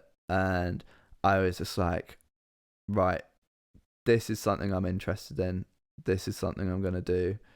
And to get good at trading, you need to have a healthy life. You need to have a healthy brain. Like because when I first started doing it, I was still smoking weed. I didn't give up weed until about 4 months after I moved into that house. So for the first 4 months, I was still smoking when I was trading, and I'd basically study up until about 3-4 o'clock and then get high. And when I went sober, and after the first sober stint, I did 10 weeks. And then I looked back at my notes after going through all the videos again. I was reading them. I was like, this is all fucking gibberish. Like, I was like, how could I? This isn't studying. I'm basically writing down like single words that just don't have any fucking relevance. And I was just like, right, I'm going to try this out. But yeah, I knew that if I wanted to achieve what I wanted to achieve, or achieve the thing that I wanted to achieve from a young age, which is make loads of money so I can start like charities and things like that. I needed to sort it out. I need to make some sort of relationship with moderation, basically. So that sounds to me like there is an aim, like you have something that you're aiming towards, that you're like, this is worth the sacrifices that I'm going to have to make. This is worth the work that I'm going to have to put in. This is worth the changes, the you know, the demons I'm going to have to face in my life. There is an aim that's worth it, and if I can keep focused on that aim, then that will be what guides me through it. Is that? Yeah, I think there's definitely an element of that. I also think a big part of it was also a fear of regret.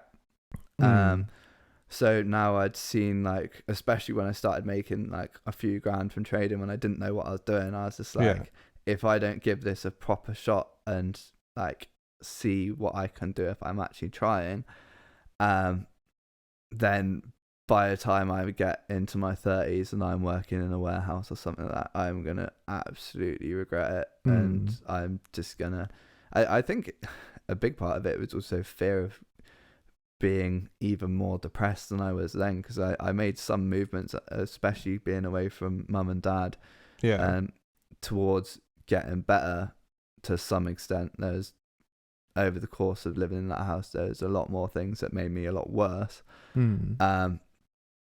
But yeah, I felt a little bit better, and I was just like, I don't want to be in a situation again where I can't leave my bedroom and I can't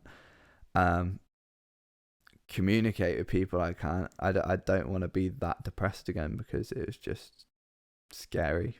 So the flip side of having something that you're aiming towards is you also had something that you were trying to get away from. You know, you had a low point that you were like, that was sort of looming over your shoulder, saying you could be back here at any minute if you don't stay on the right track.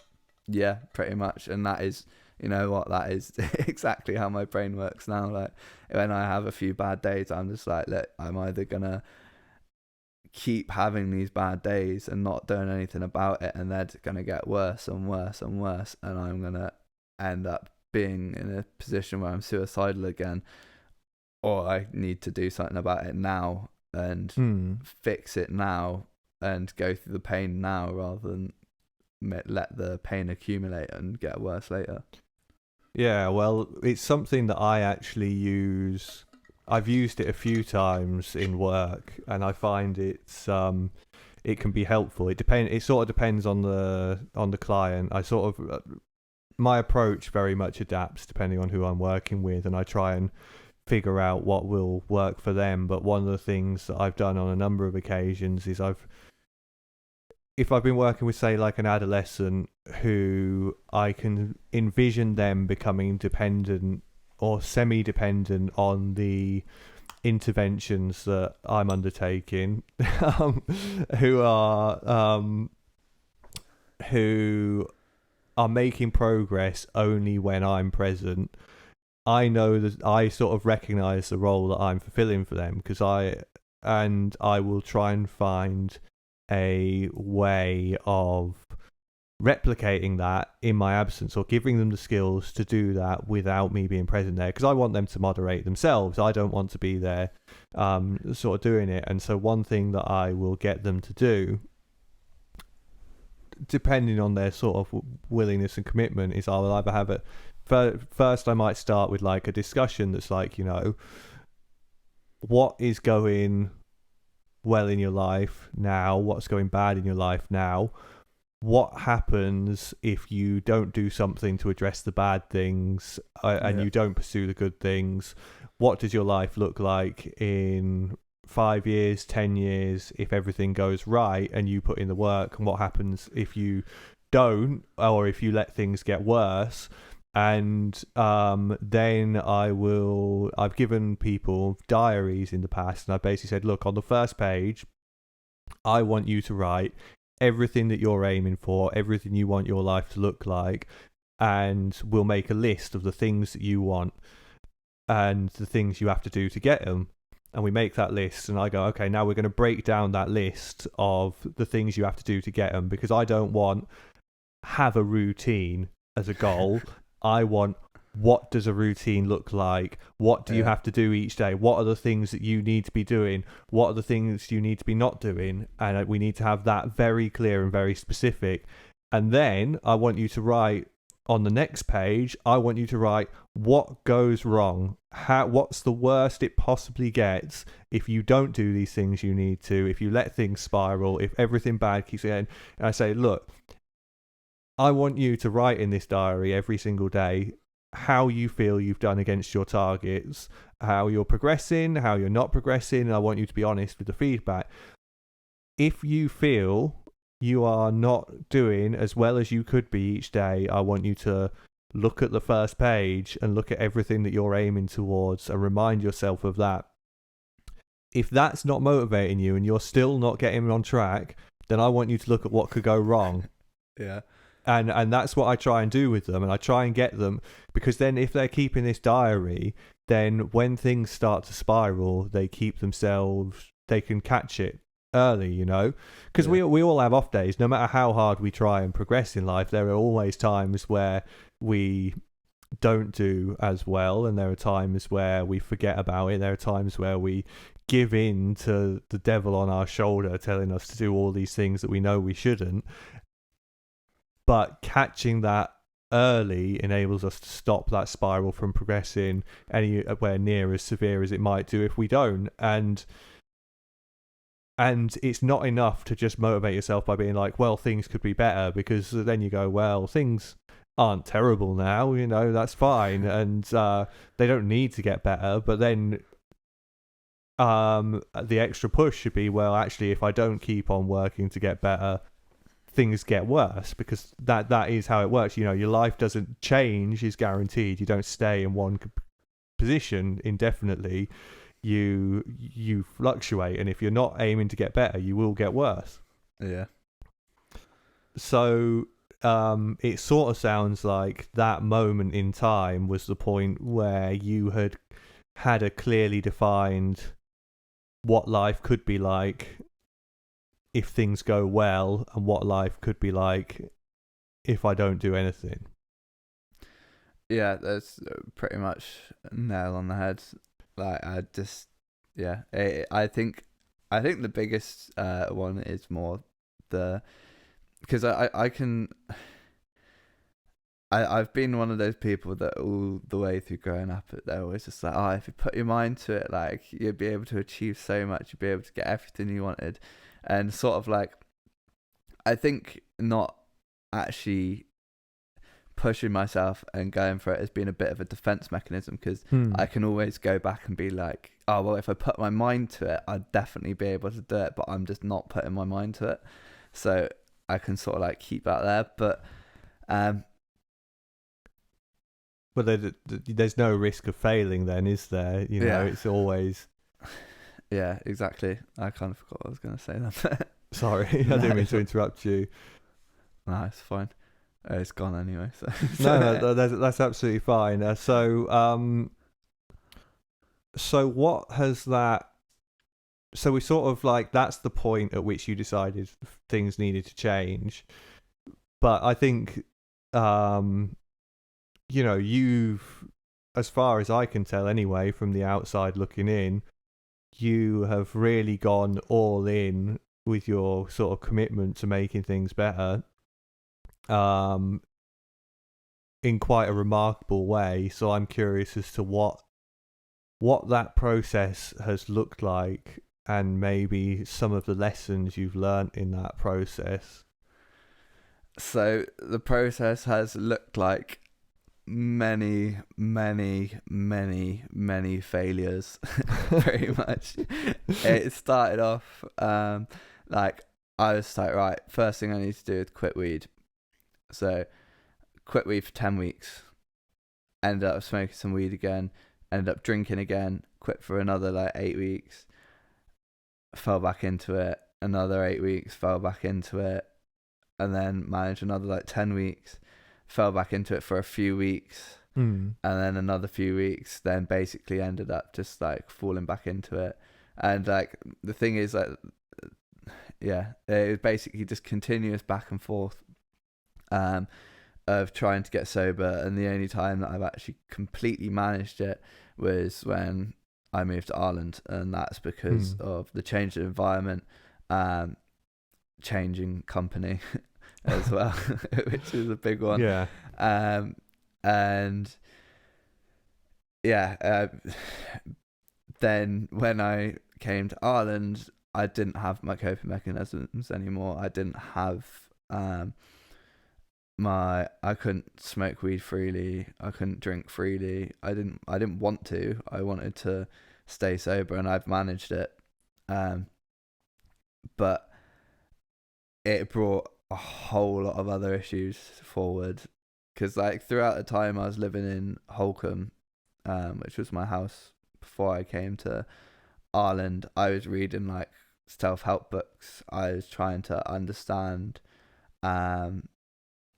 issues that I was having, which most of them were all due to the drink and drugs effect on my brain, or enhancing the issues that I've got with like sensitivity to sound and sensitivity to touch and things like that.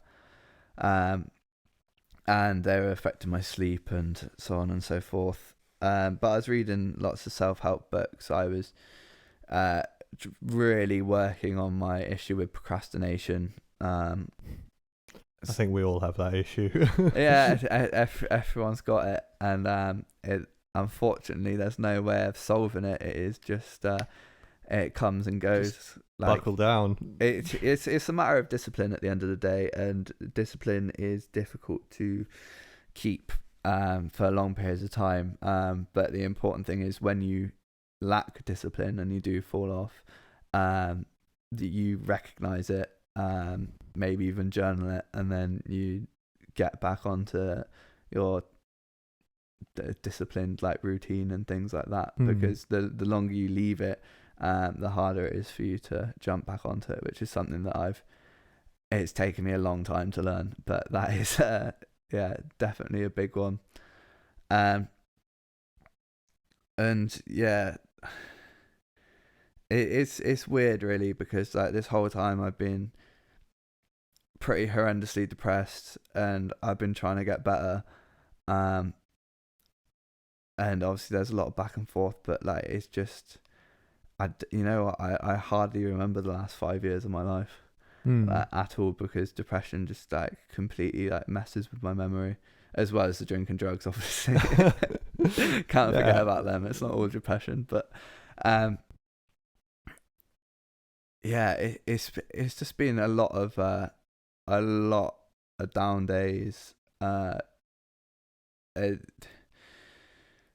lot of issues around my self-esteem that I've had to sort of like build back up. Like a few months ago, I wouldn't be doing this. I wouldn't be chatting on a podcast with you. I'd tell you to fuck off. And also like confidence in myself. Like, you know what? One of the biggest things that has helped is having an interest in learning.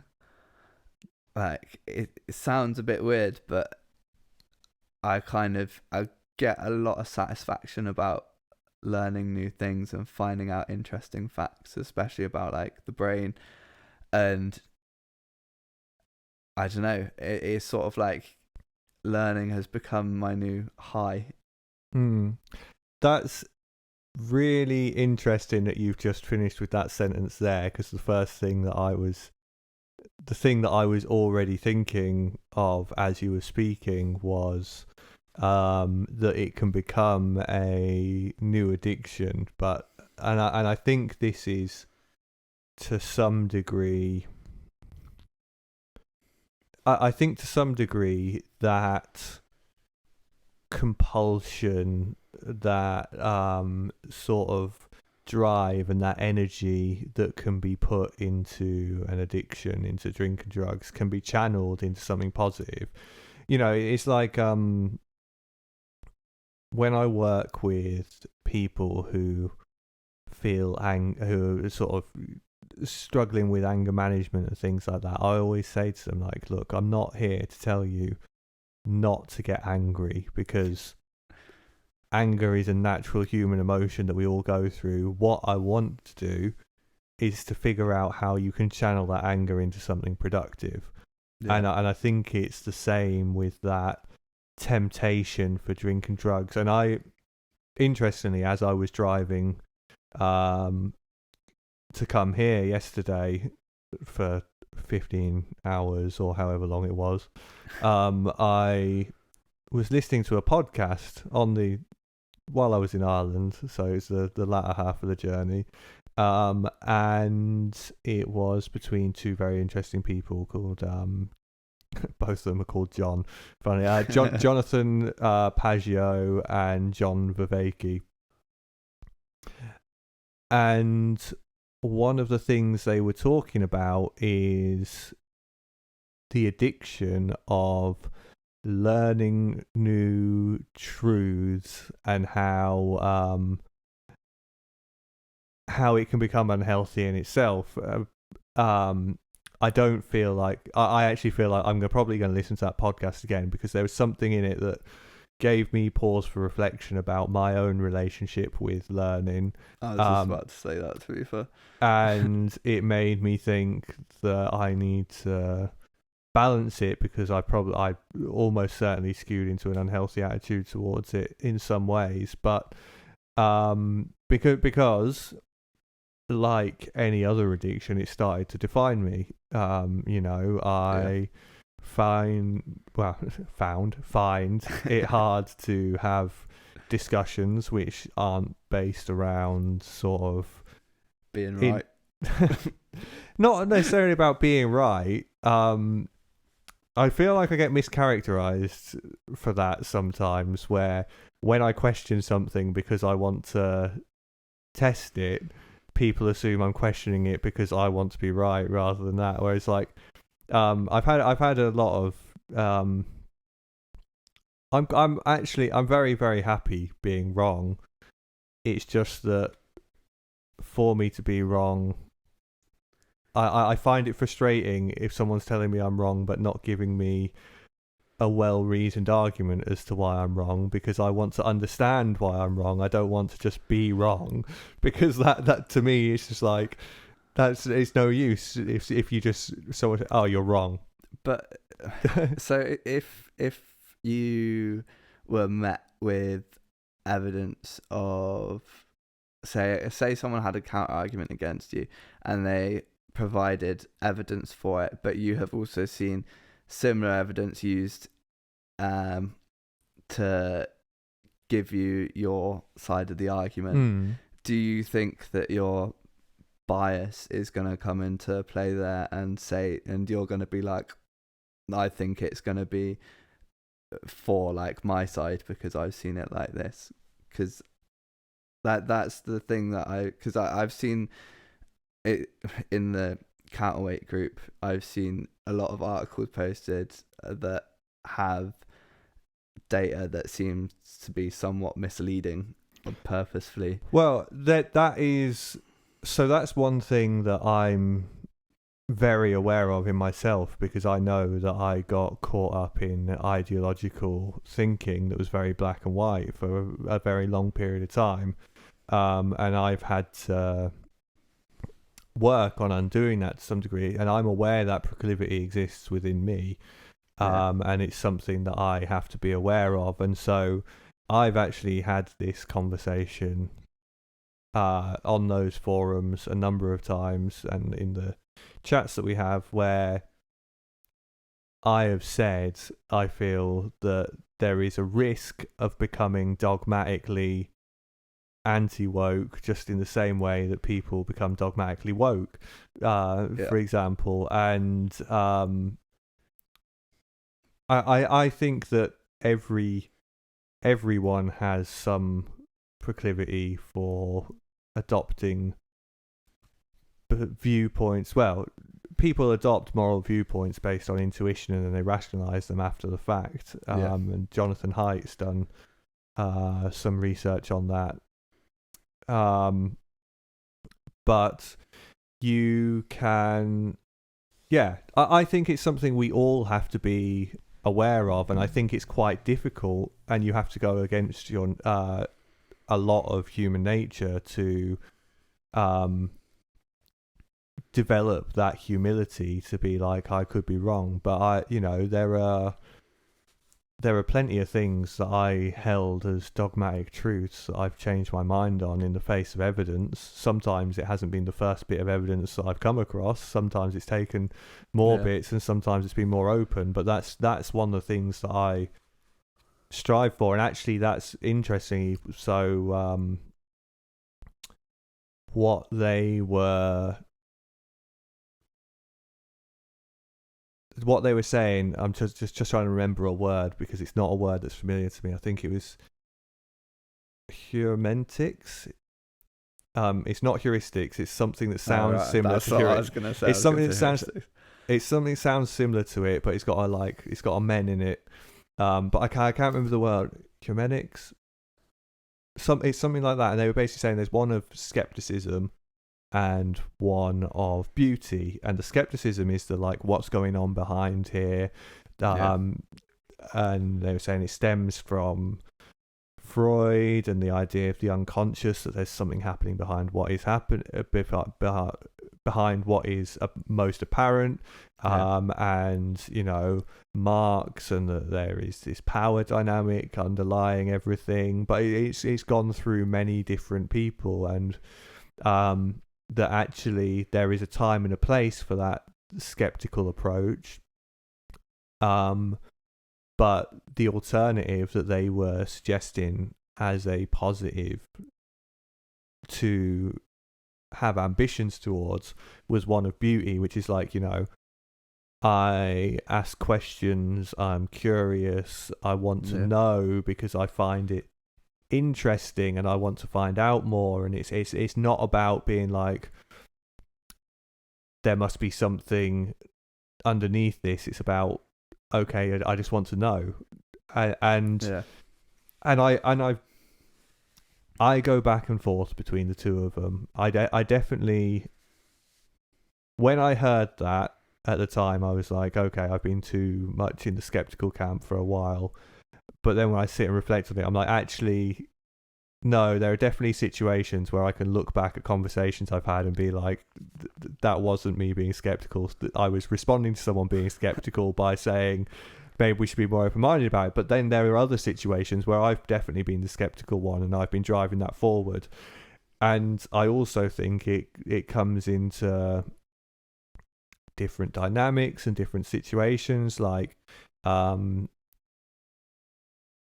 me, it mirrored something else. I can't remember who I heard. I saw someone was speaking with Jordan Peterson.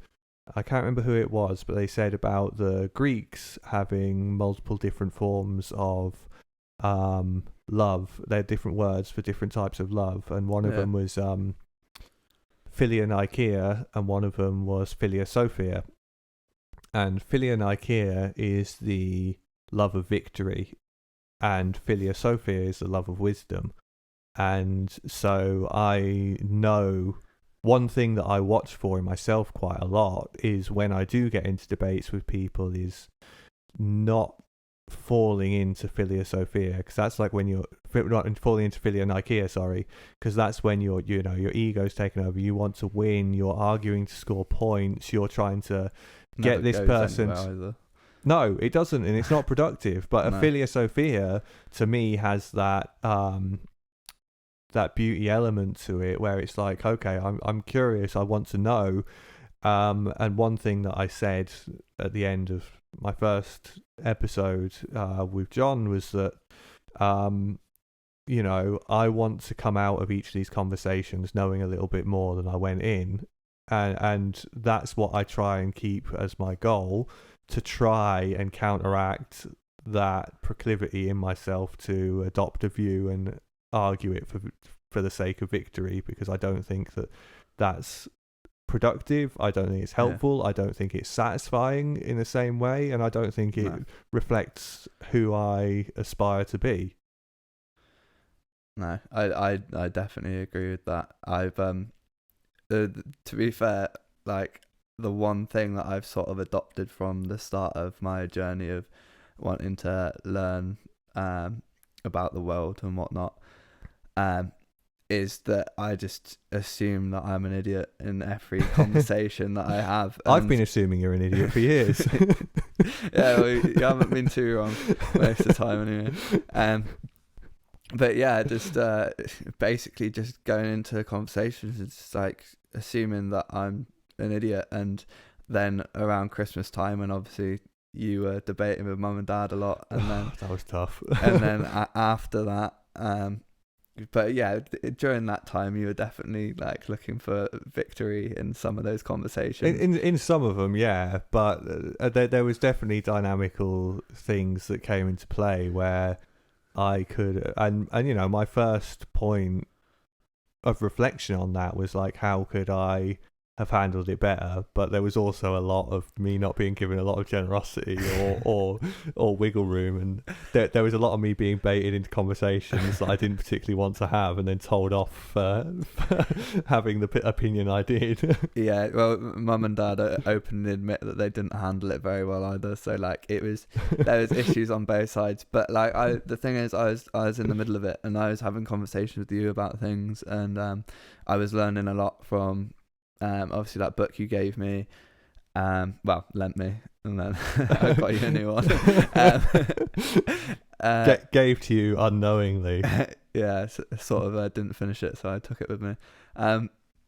Yeah, and then like I was having a lot of conversations with mum and dad. I was listening to a lot of podcasts at that point as well, and I was speaking to you over Messenger a lot about various different things. And no matter who I sort of spoke to, even though the opinions and sort of like things that I was learning from both sides were fairly different, I just sort of not assumed that they were right, but I just took it and sort of like made a judgment of what you or mum and dad have said to me during that conversation from like what I had already learnt and how I sort of understood things, and didn't sort of go into it thinking like, I'm right, I know about this subject, I've read this, so I know that this is right because I read it from this one source. I've sort of just like openly accepted that there's a high possibility that my opinions are wrong, and there's definitely a possibility that the stuff that I've read, even though it's got sources and stuff like that, the interpretation of it could be completely different by someone else. So it's like sort of going into it as looking to learn more than anything. Yeah, and that's really good. And there's a couple of interesting things that I noticed within there. One is that there was something. 2 seconds. I've lost the phrases of exactly what I was going to say, but there was something in there about sort of like understanding and hearing what other people had to say so that you could weigh up the information. But there was something in there about educating yourself and learning and reading more from different angles, making you more resilient to the influence of others? Because there was something in that where you were sort of like, well, I listen to both sides as if they've got something valuable to contribute, and something that I may be able to learn from, but I'm also doing my own reading, and then weighing the two things up against each other. So what you're sort of saying is, the more you're educating yourself, the more you're able to carve your own way in the world, because you're not so much at the whim of what other people are impressing on you. Yeah, pretty much. Because like you have to think about it like this: even when we learn something, like I could read like 100 books on a subject, and there still may be new information out there or new perspectives that I haven't heard of. And shit, where's I going with this? We're probably going to have to wrap up soon because we're both starting to lose lose trail of where we're going. Yeah, it's basically just you can never be 100% sure that what you know is right, and you can never be 100% sure that what someone else, if they've read like loads of books about something and they interpret the information in a certain way, and then so basically they try and explain it to you, like they may not have explained it in the right way, they may not have done this or that. So like I never want to take whatever anyone says, even in a book, even if it's got like sources cited, as like 100%, because I know there's a possibility that this person's wrong. I know there's a possibility that what I feel about it is wrong, and like my own perspective of it's wrong, basically. So like, yeah, I always try and keep like completely open-minded and not look for the 100% truth, or not take anything as 100% truth. Well, it's a common thing in science that they never say anything with 100% certainty. It's 99%, because there's always the risk of being wrong. There's always the risk of these variables that we haven't considered that change the outcome of something. There's the world is very, very complex, and you could commit your entire life to trying to understand one phenomenon and not get a complete understanding of it by the time you die. Not even close. Yeah, and the chances are that you're standing on the shoulders of giants on that subject anyway. So you've got people behind you who've committed their entire life to it, and people behind them who've committed their entire life to it. Like, look at gravity. Like, we use Newtonian physics to understand everything, and it turns out it's wrong. But it's a good enough proxy that we still use it. But you end up with Einsteinian physics trumping our understanding of gravity, and that's just like, something that was just so concrete wasn't. Yeah. And things like that happen all the time. And I think you do always have to be prepared to be wrong. There are a few things that I actually don't generally mind what perspective people hold.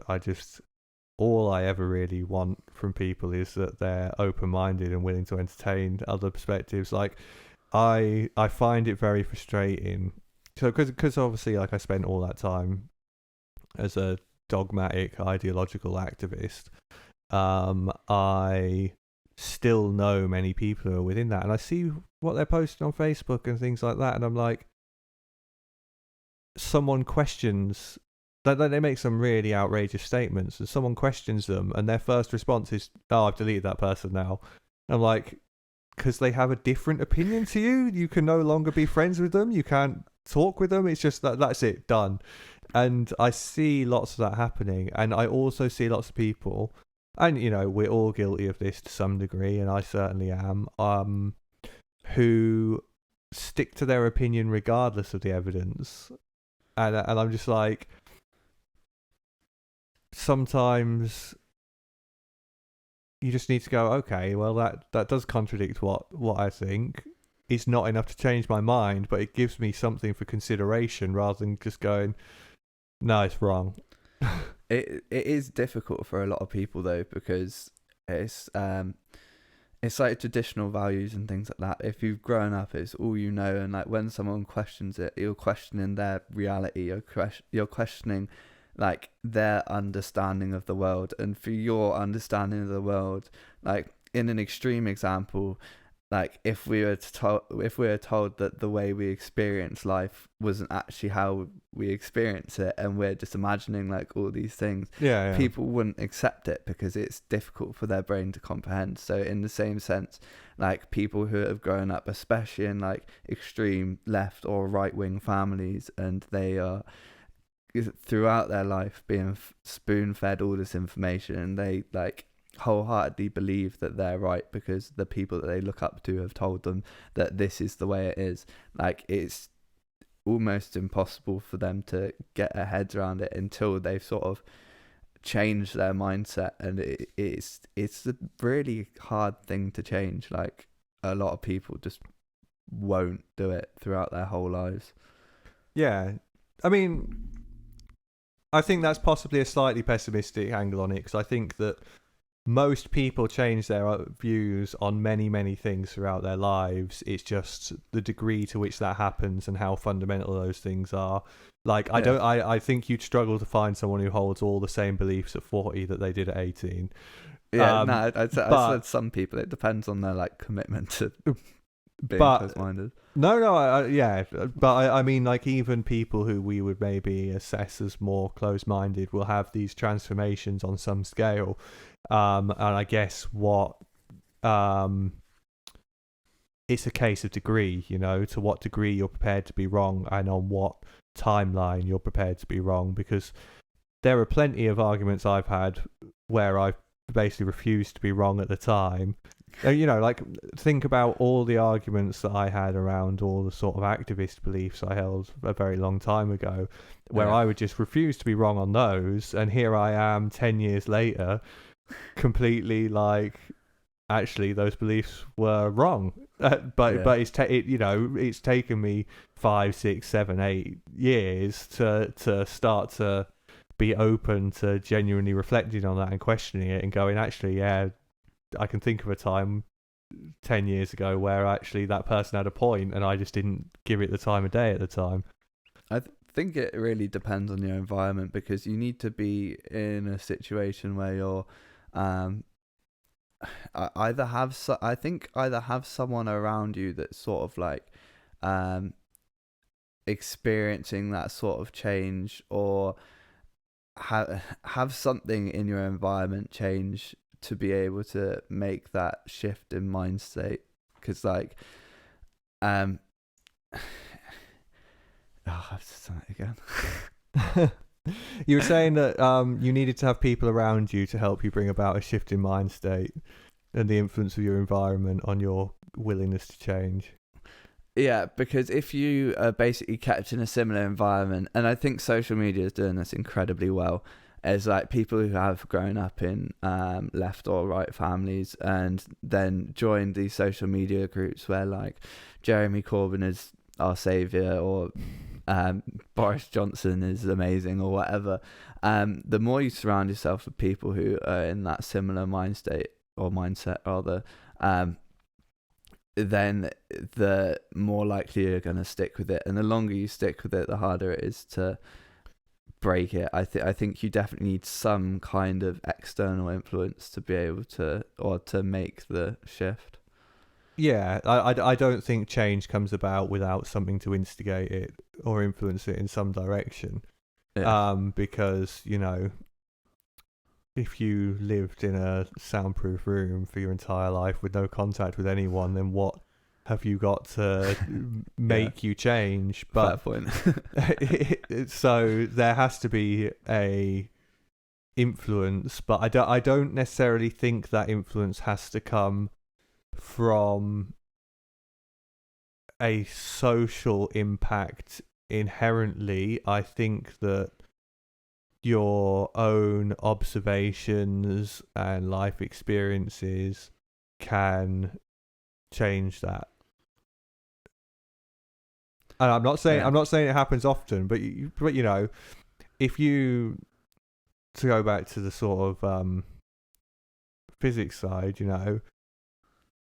we all believe in gravity because we know that No, every we time don't. we drop, well, okay.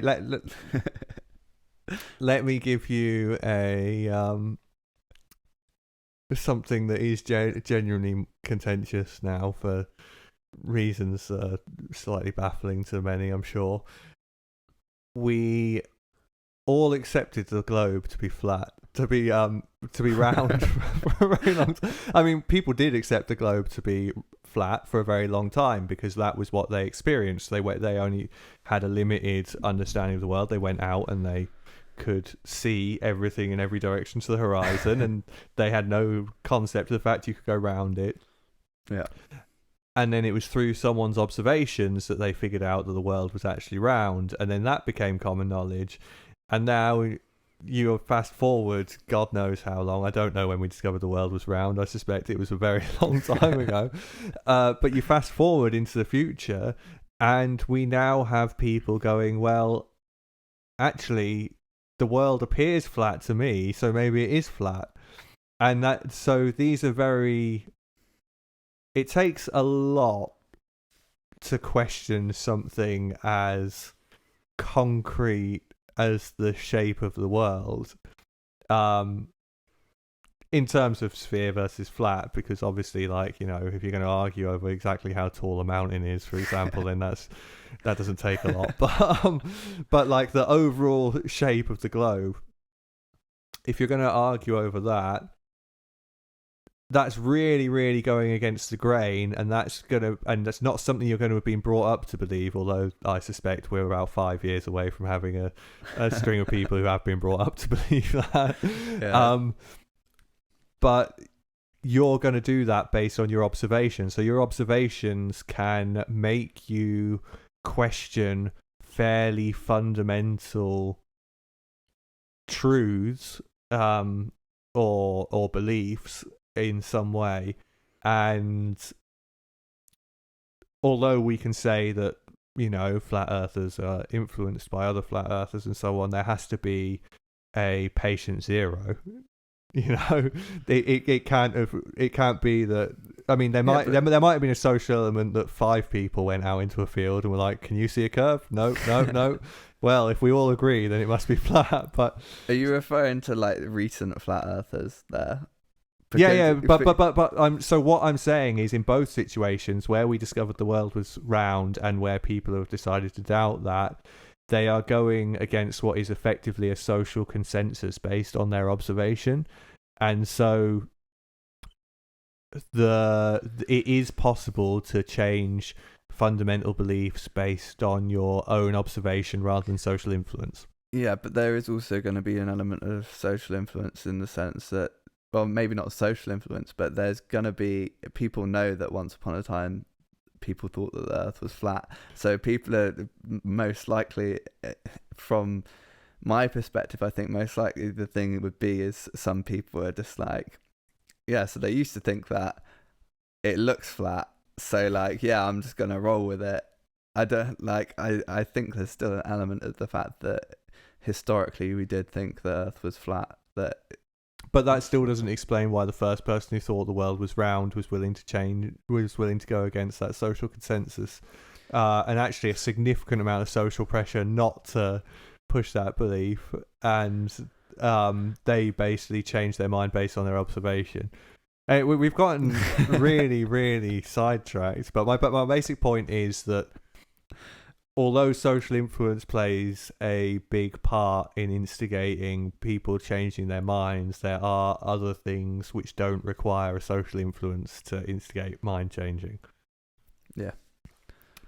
I think we should probably stop, given how often we're trailing off, and we have probably been going for about 2 hours now, so if not more. But yeah. It's been a pleasure. It's been interesting. I think that there will be something of great use in there for people. I think. Sure?